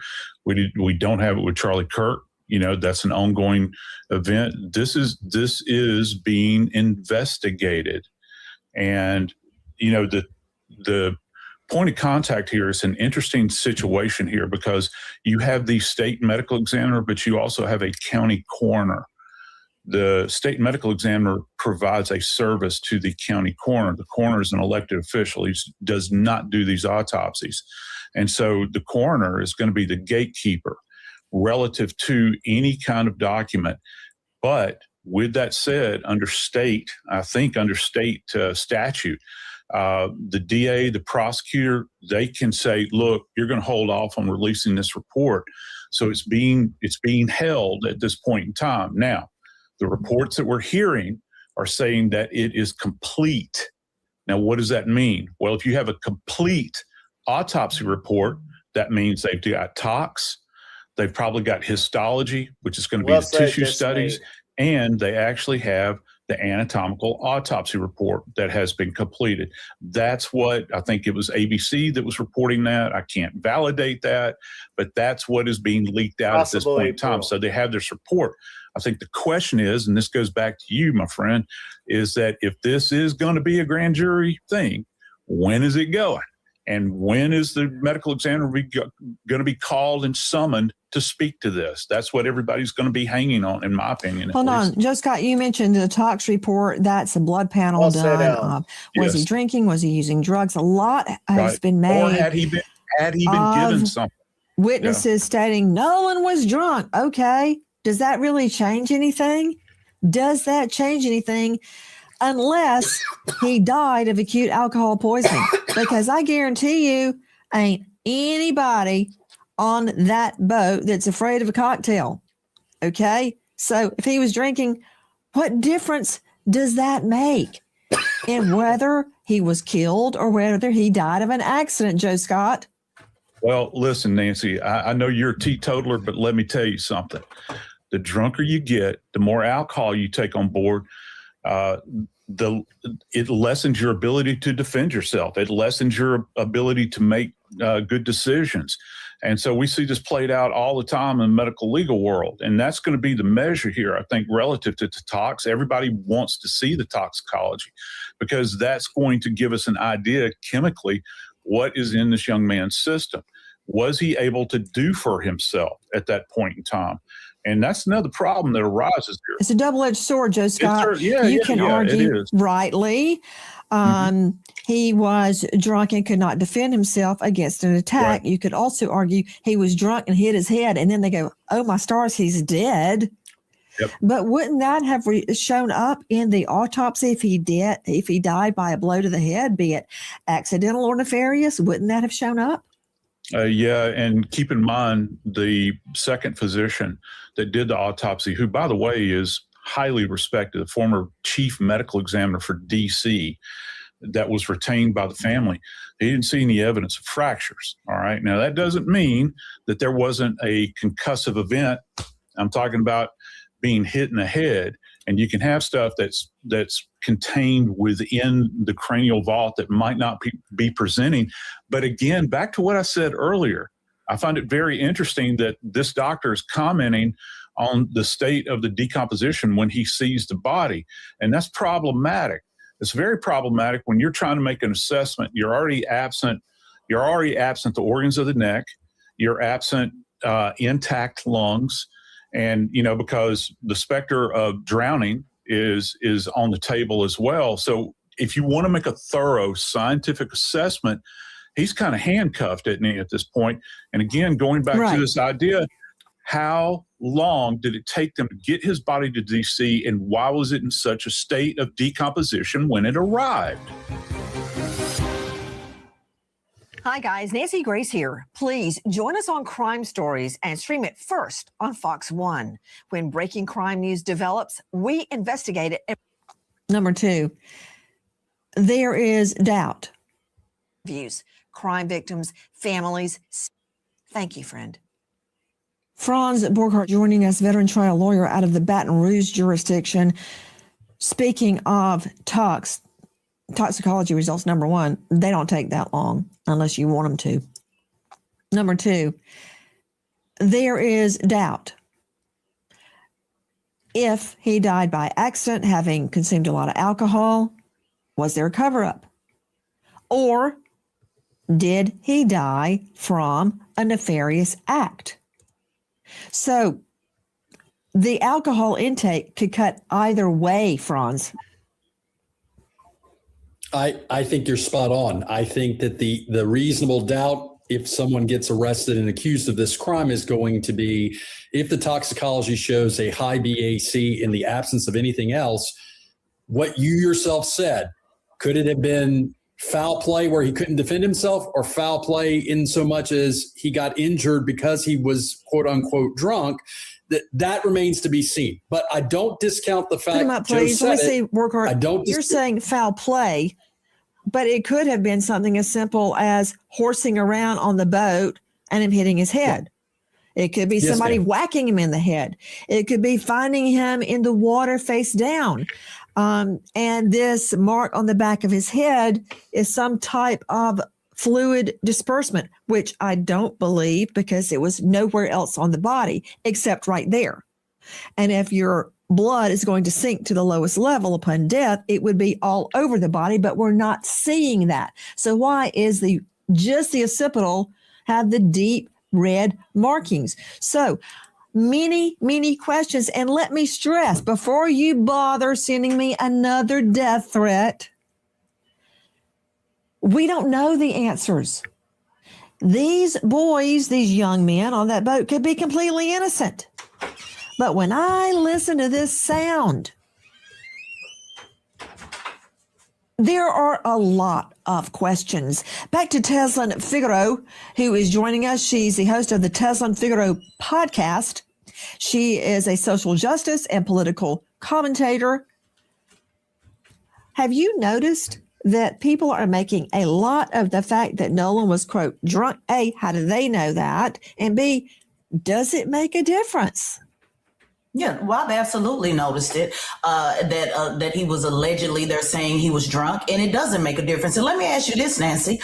If he was drunk with other teenage kids, he certainly wasn't drunk by himself. So if he was drunk, why was he the only drunk one that ended up dead? Secondly, if this was an accident, let's say he just got so drunk and just passed out, why didn't anybody report it?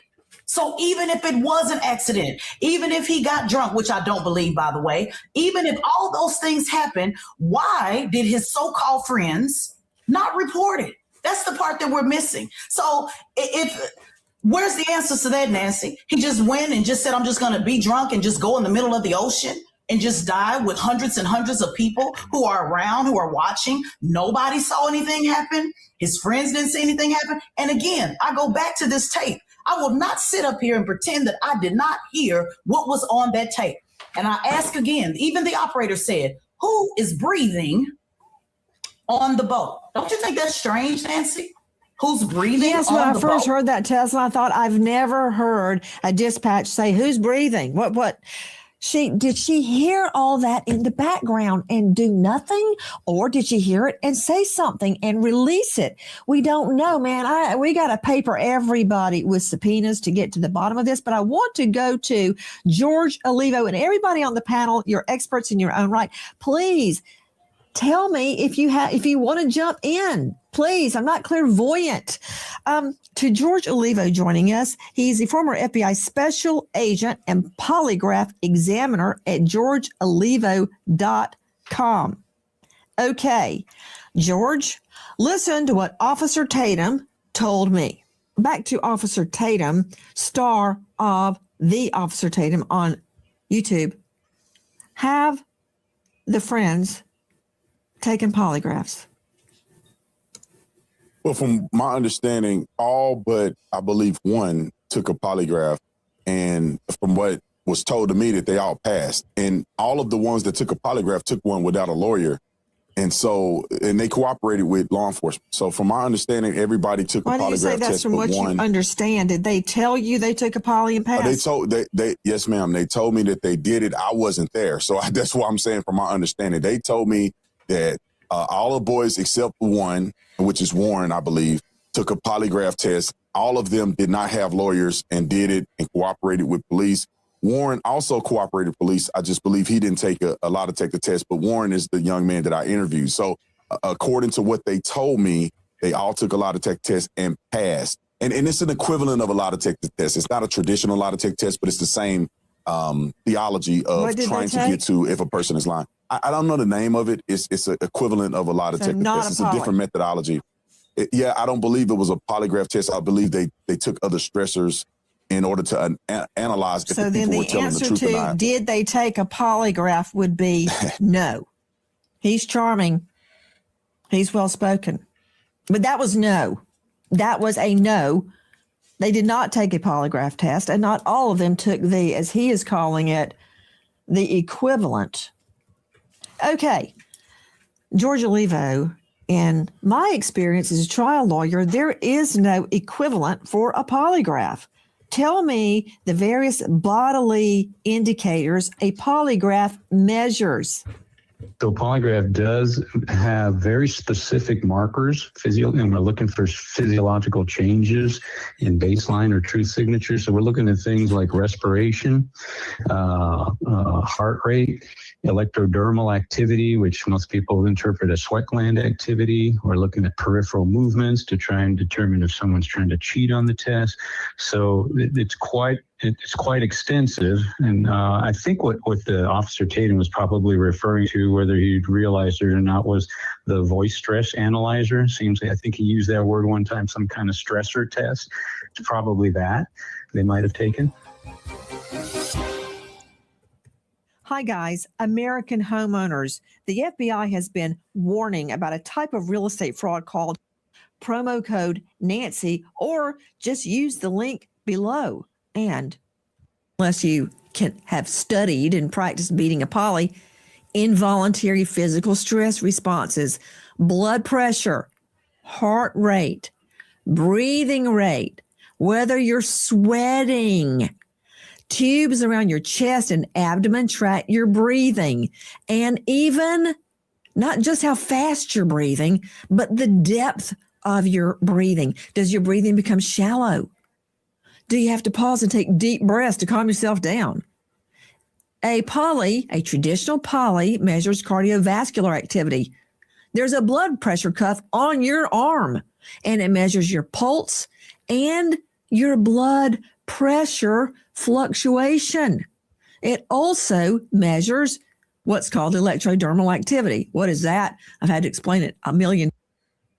Just for the record, the polygraph and the stress test are two very, very different tests.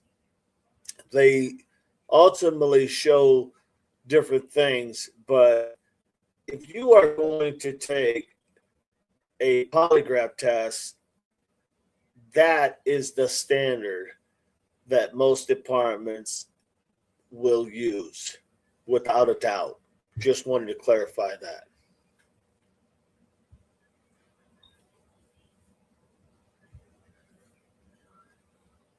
In times to jurors, sensors attached to the fingers measure your sweat gland activity and even your skin electrical conductivity. The examiner then asks neutral questions like, is your name George Olivo? Are you from Cincinnati, Ohio? Are you from LA, California? Are you a polygrapher? Were you with the FBI? Were you there when Nolan Wells died? That's how that would work.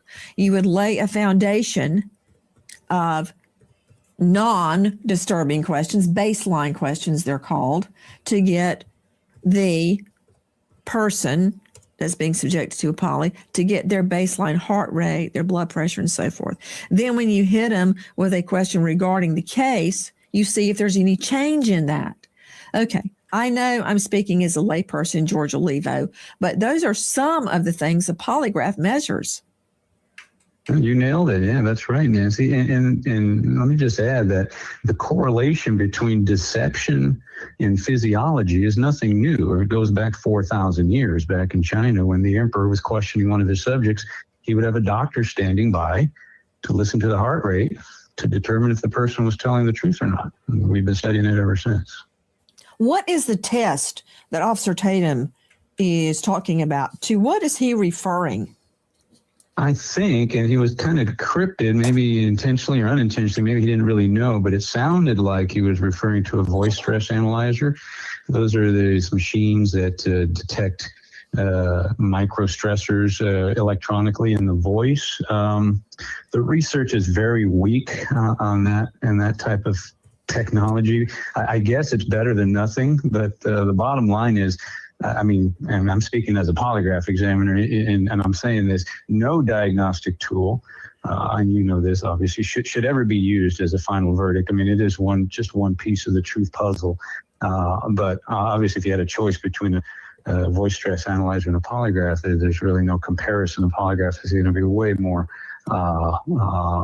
preferable. Well, I mean, even polygraphs are not allowed in a criminal trial unless both parties stipulate they will be allowed to up front before the poly's even taken. They are allowed in civil trials. And isn't it true, George Olivo, you're the former FBI polygrapher, isn't it true the questions matter? They're critical. Because if you throw opening questions like, did you do anything wrong? Or what happened that day? You can't ask questions like that. You really have to ask yes, no questions. Then they can expound upon it. Your questions must be very specific. Isn't that true? 100%. Yeah. Test question construction is something that is going to, a lot of things are going to make or break a test, but test question construction is key.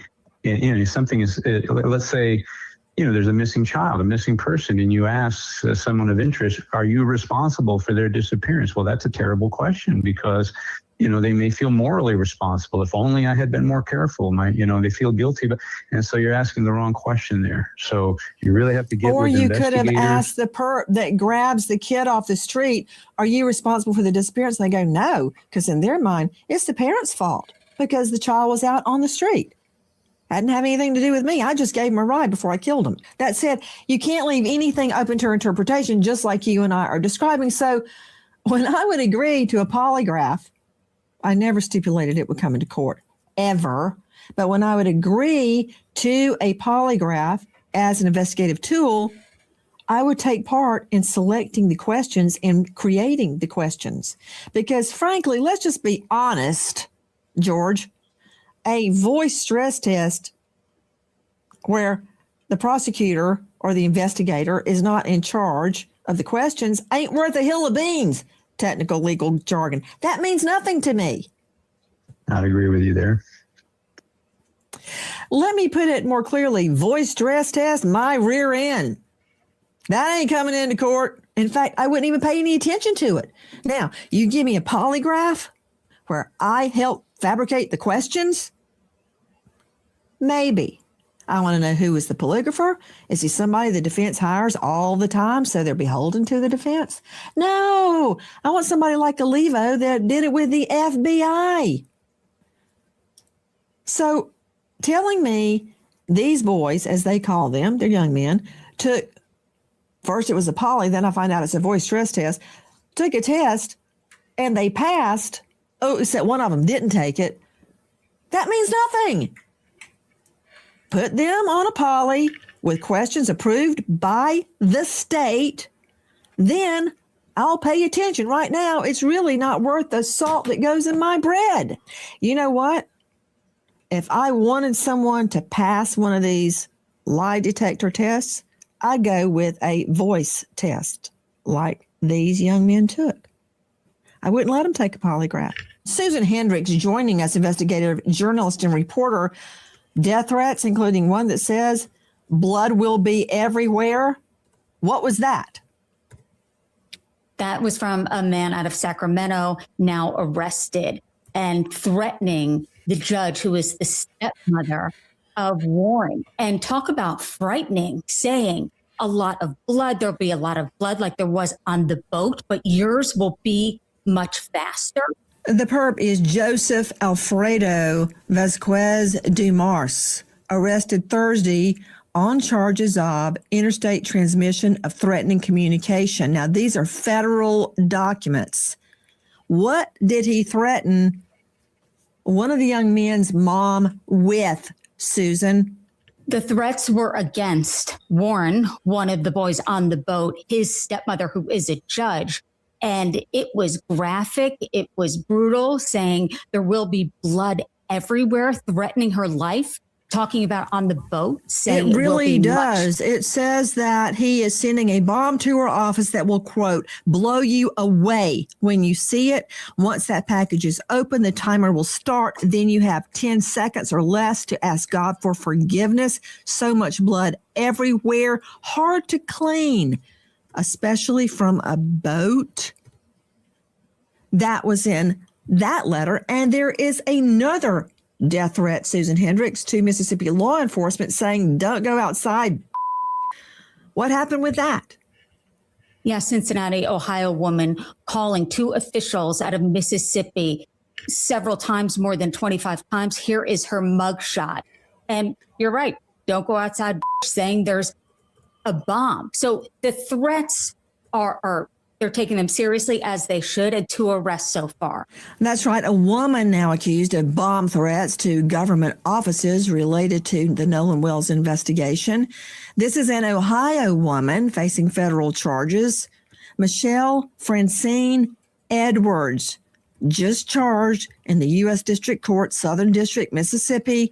1 count, transmitting threatening communications to interstate commerce. Okay.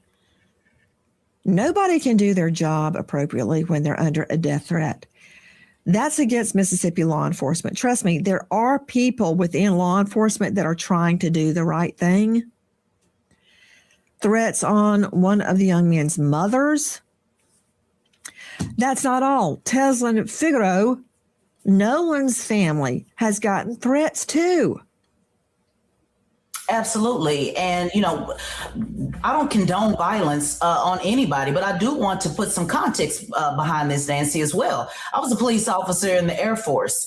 You're talking about government officials, meaning I'm sure the judge has received threats. I'm sure the police officer has received threats, although they should not happen. But these are individuals that have taken, just like you and I, have taken on, you know, positions that it comes with the territory. You have received death threats. I have received death threats. So the people that's not being talked about that's received the death threats is Nolan Wells' mother and father. Why is nobody talking about the death threats with them?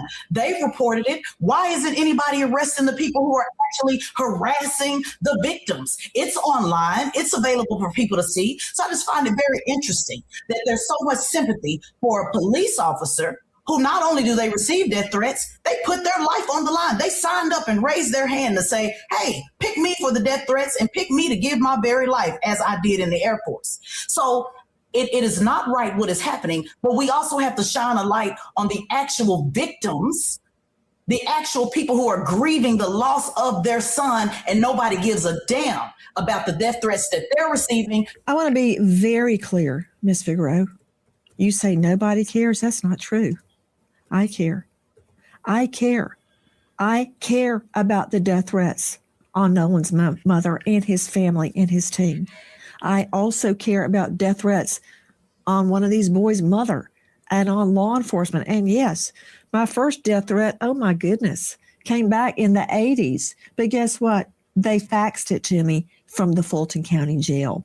So that wasn't much of a mystery. But with every time you take a position, you make people angry. The thing is, if these threats, including the ones on Nolan's mother, the mother, you know what I'm doing all night long till 2 o'clock, Miss Figueroa? I'm packing my children to go away to college. That's what Nolan's mother should be doing tonight. She should be getting him ready to go back to school. Instead, she's visiting his remains. And now, death threats.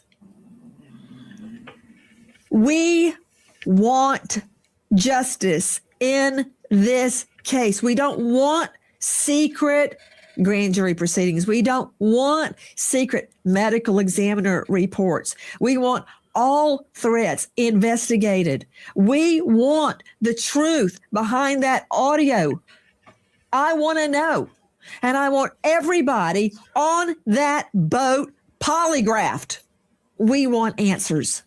If you know or you think you know anything about this case, dial 228-769-3063. Tonight, we honor Canine Echo, protected while serving the Sartell PD, Minnesota, because a group called Vested Interest in Canines created a bullet and stab-proof protected vest and protected Echo. These things aren't standard. They're over $1,000 each. And I've seen many cases. Thank you to our guests for being with us tonight, but especially to you for joining us in our search. So there you have it.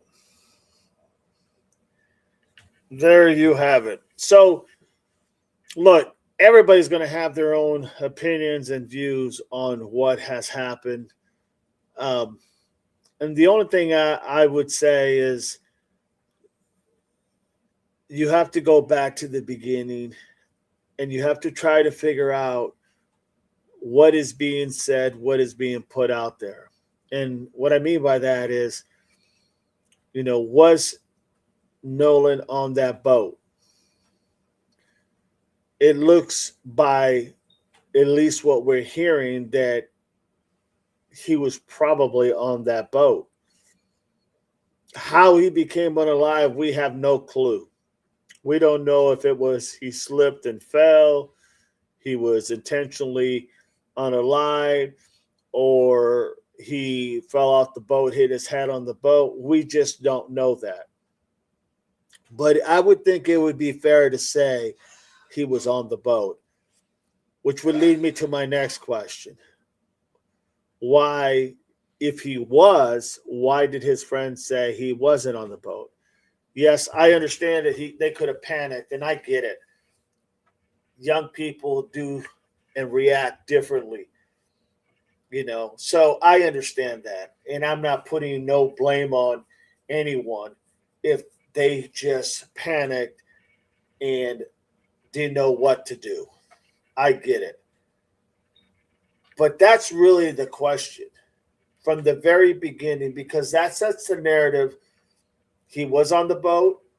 Then what happened to him when he was on the boat? And obviously, being that there's not a whole lot of separation on that boat, it would have been easy to see what happened to him.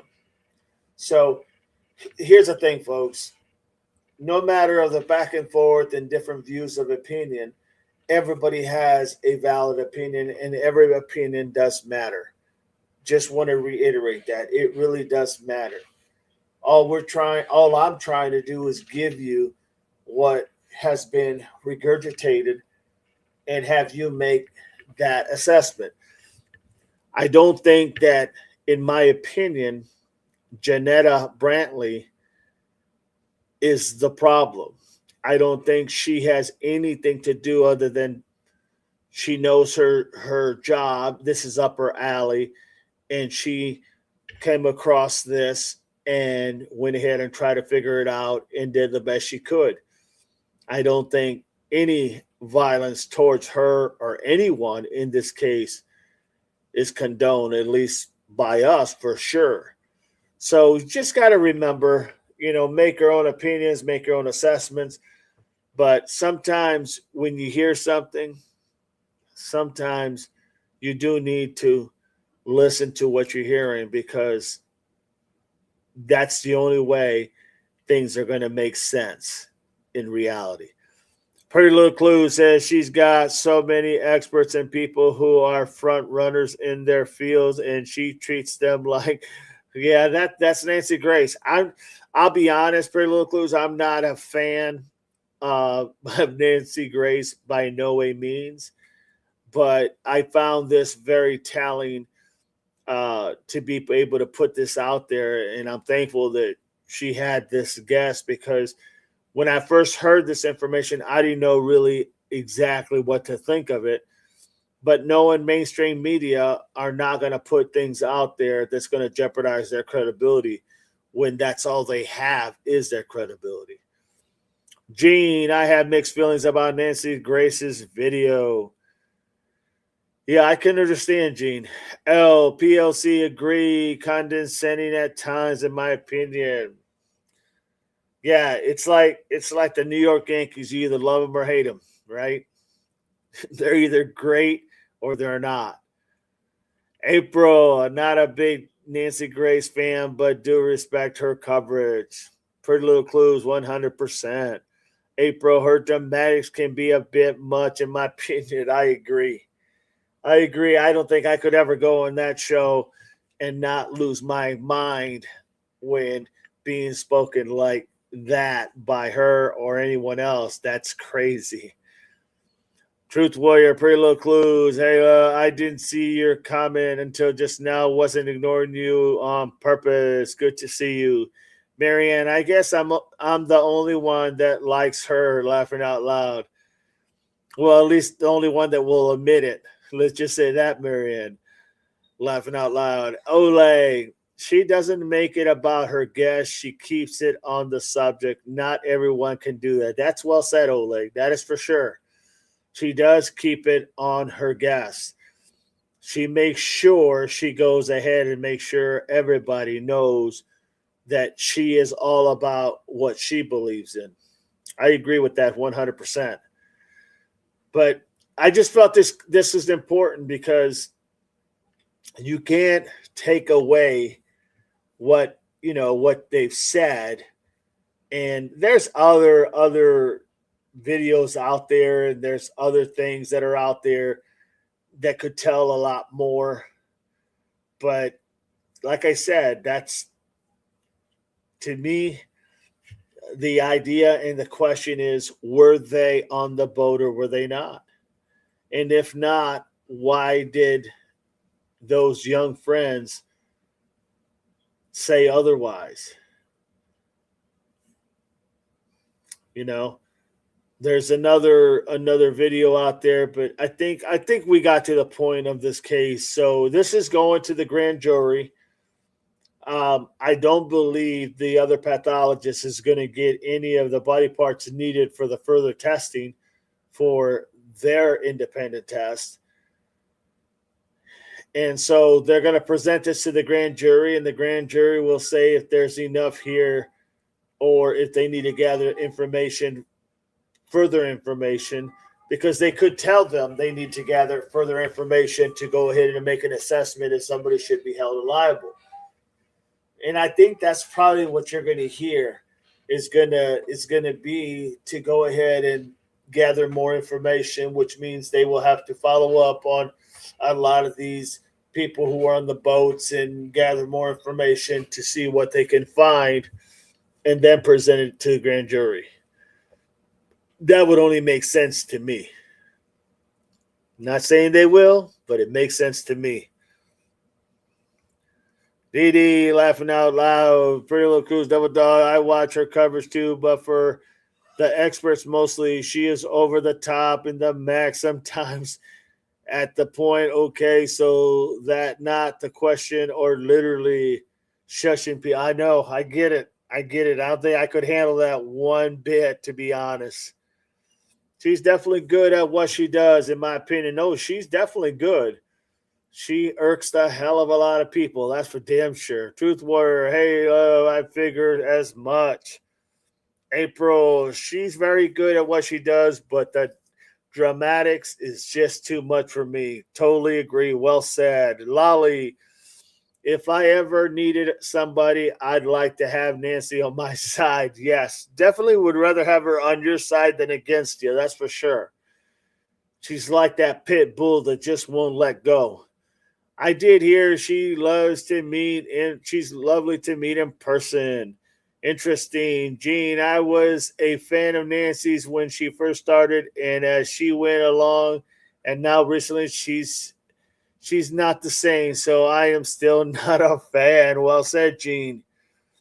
April, Lolly, no doubt, he's solving cases all over the top. Lolly, when Nancy's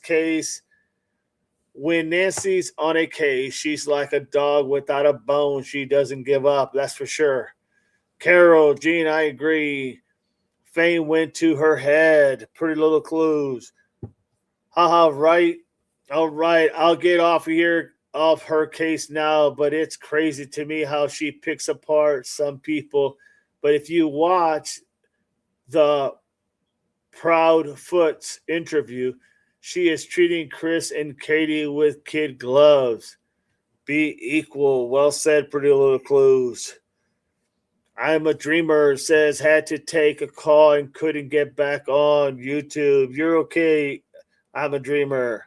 Appreciate you being here. Oleg, to keep top of the game, you have to change along with how MSM is changing. That is true. L, I am with you there, Lolly. I'm a Dreamer. Nancy can be pretty dramatic, without a doubt. L, I'm a Dreamer. Glad you made it back. So that's where we're at. Hopefully, this will at least shed some more light. I do think that literally Miss Brantley, Janetta Brantley, I do believe she didn't sound to me like someone who was fabricating anything. She sounded to me in the way she communicated in the interview that she was there for all the right reasons, and she definitely had her credentials. So the rest remains to be seen what's going to happen with literally the grand jury. Either which way, we have to respect whatever decision they make. We don't have to like it, but we have to respect it because that's how we operate in this country. This is what we do, and I can tell you it's the best country in the world, bar none. So very, very interesting, without a doubt. Lolly, I wish she could go and help change the laws about convicted pedophiles, right?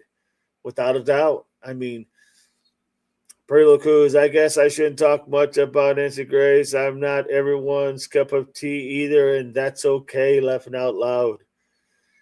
Yeah, I mean, we're all different in different ways, and we all, approach things differently.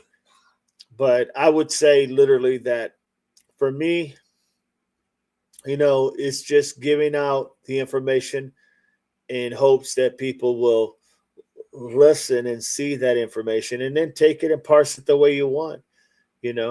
Sometimes there's things that I learn from people, and there's many things that I learn from a lot of people.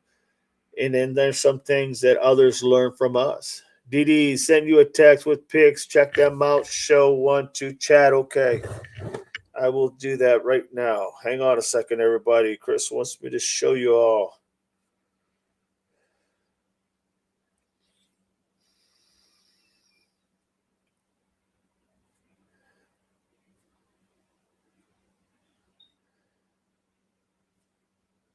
You sure you sent it, Chris? Because I don't have it. Check my other phone. Let me see here.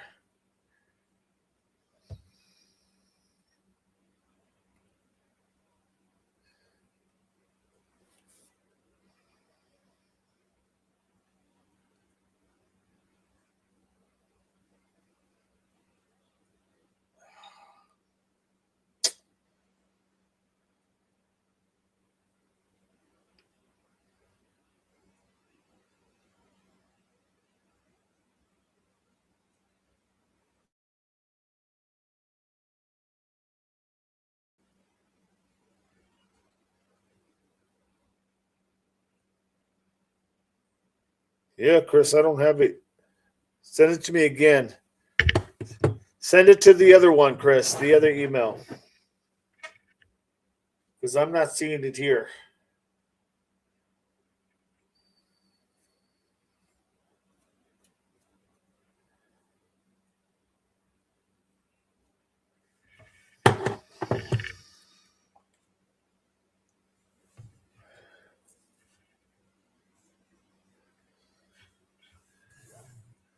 Hang on, everybody.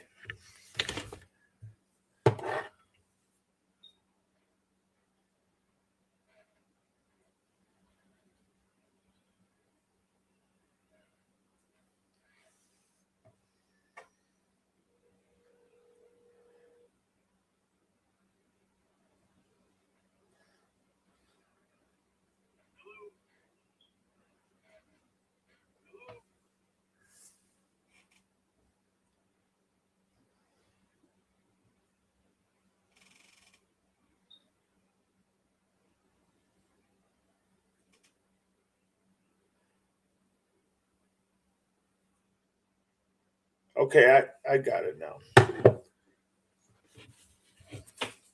Okay, I just got it. So Chris wanted me to show you guys these pictures. This is him up in Maine at the beach.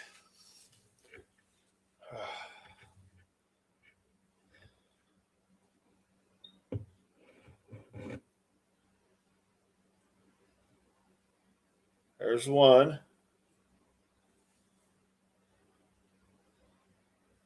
There's two.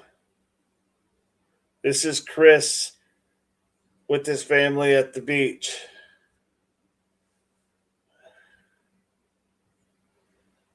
There's three.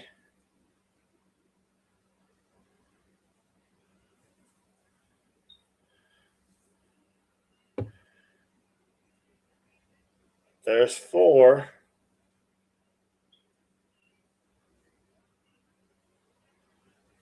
God, looks beautiful there. And there's five. Chris is relaxing and chilling out. Let's see if there's any more.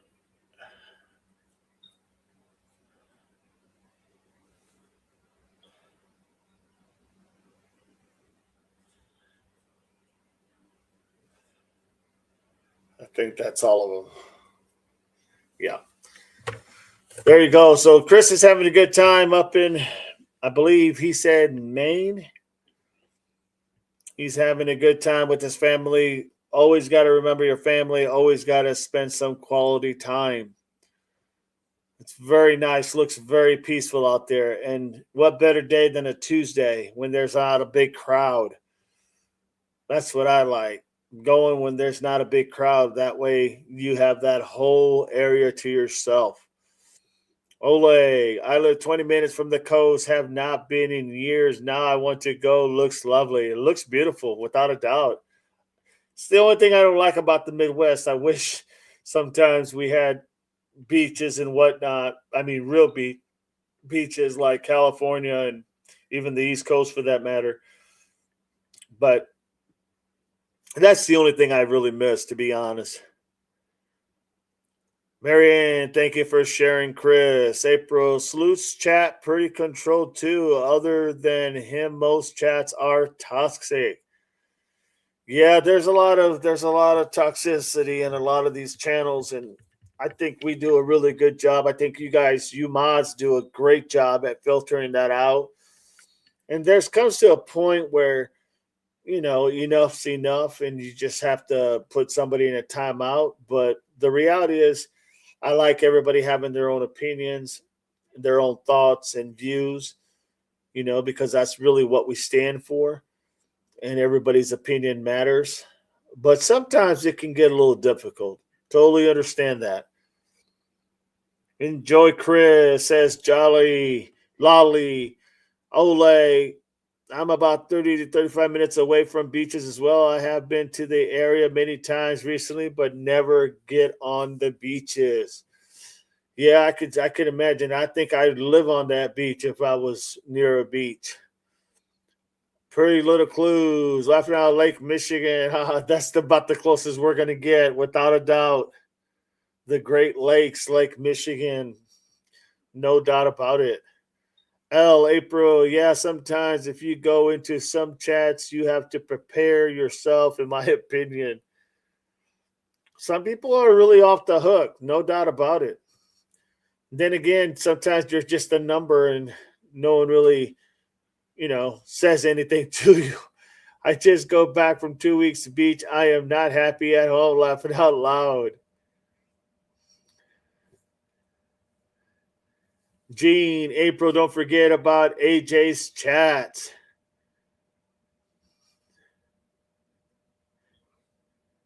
I'm a dreamer. You have great mods. I really do. I'm thankful for the mods we have. They do such a great job, without a doubt.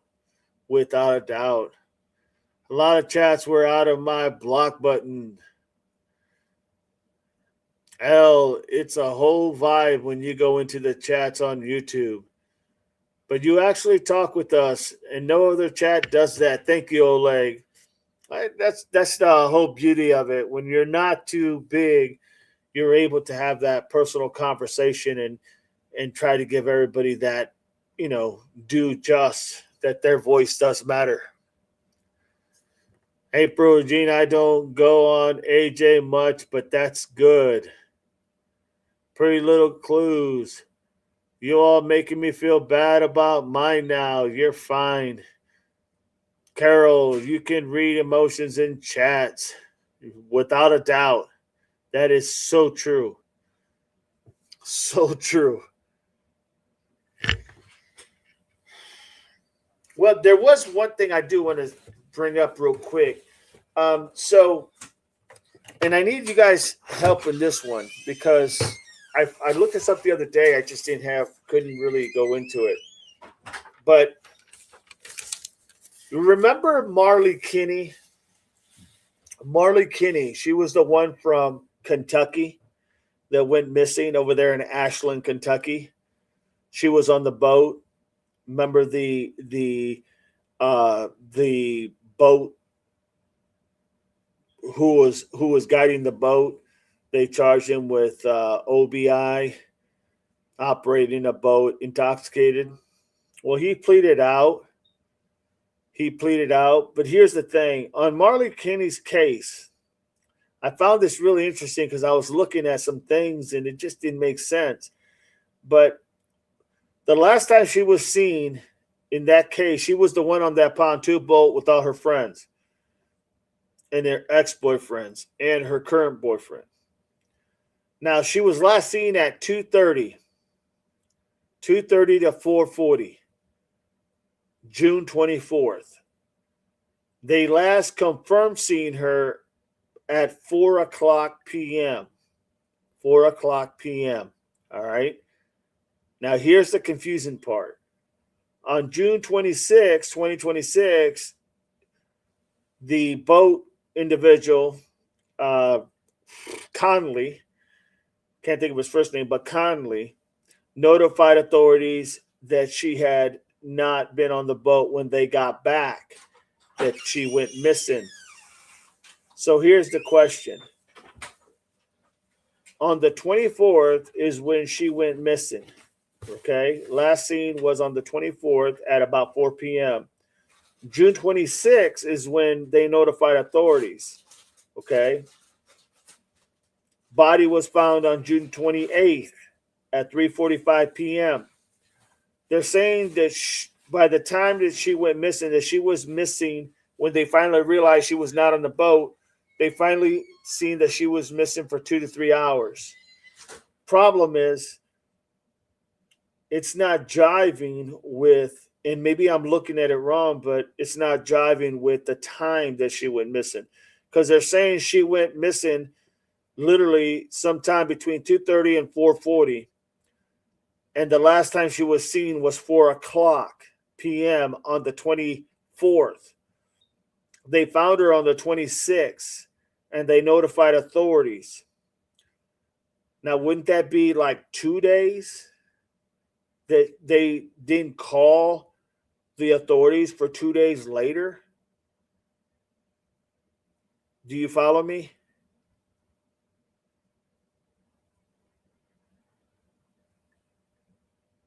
So that's the question I have. Marley Kenny went missing sometime between 2:30 and 4:40 on the 24th. Last confirmed seeing her was at 4 o'clock p.m. on the 24th. On the 26th is when they notified authorities that she was missing. They're saying 2 to 3 hours in between that time is when they noticed she was not on the boat. But wouldn't that be more than 2 to 3 hours? Just check that out for me, Marley Kenny. See if you guys see something different.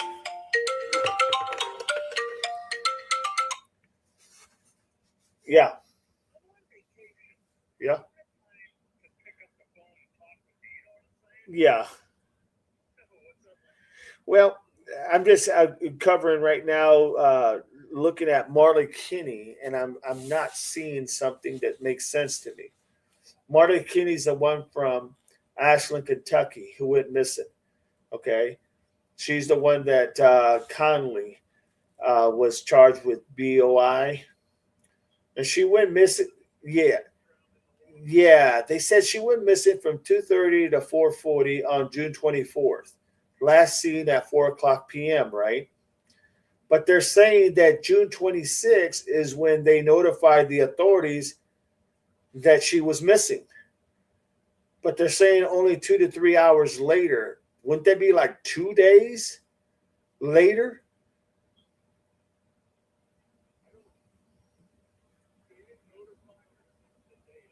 That's what it's saying here. I mean, I went back that they notified authorities on June 26th, and then they said 2 to 3 hours later.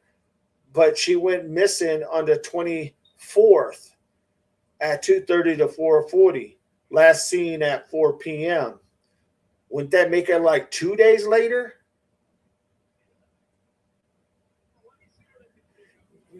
Yeah, because I mean, I looked it up over many times and I just could not make sense of that. And I was like, wait a minute, am I looking at this? And I looked it over and over. They didn't find her until June 28th at 3:45 p.m. That was 4 days later. Okay, see what? Okay, thank you, my friend. Have a good time, my brother. Semper Fi. So yeah, any attacks on DD's panel, for example, I shut down. If not your cup of tea, don't watch is all I'm going to say. All guests of DD should be and will be respected. Also, amen. Well said, April. Fin Fan, hi, Mary. Well said, April.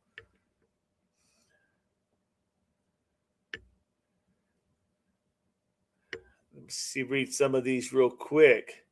Granny Jackie, welcome in, Granny Jackie.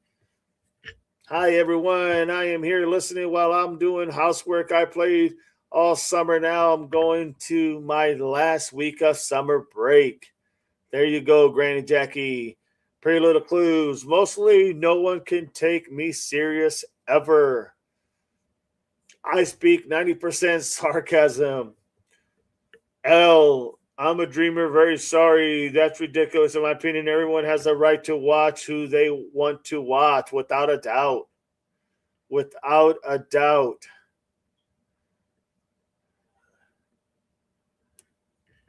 I had mods block me because of the channels I go to, and I go everywhere when I have time. Yeah, you gotta be able to do what you want to do, guys. Without a doubt. Without a doubt.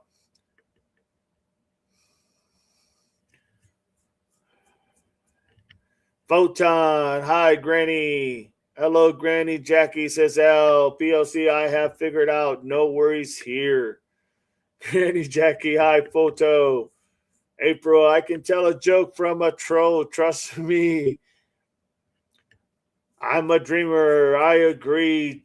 I just unsubscribed and moved on. Well done. I'm a dreamer. Well done. Makes me never want to go back on a boat. Strange things happen. I mean, there's been a lot of strange incidents happening this year, just in the cases we've covered on boats and or on water, in water. Fin Fan, hi DD, welcome in Fin Fan. Norma, hello Granny. Photon, hi Finn. Norma, hello Finn. Granny Jackal, hi Norma. L, I'm a dreamer. We are all definitely glad you spend time with us, without a doubt. Fin Fan, hi Photon. L, hi Fin Fan. I'm a dreamer. Thank you, L. Norma, hello Brooke. Carol, hello Fin Fan, Carol. Marianne, hi Fin Fan. Yeah, I usually just leave it to the mods because they know what they're doing. In my opinion, they know what they're doing. So I never worry. I never worry about nothing.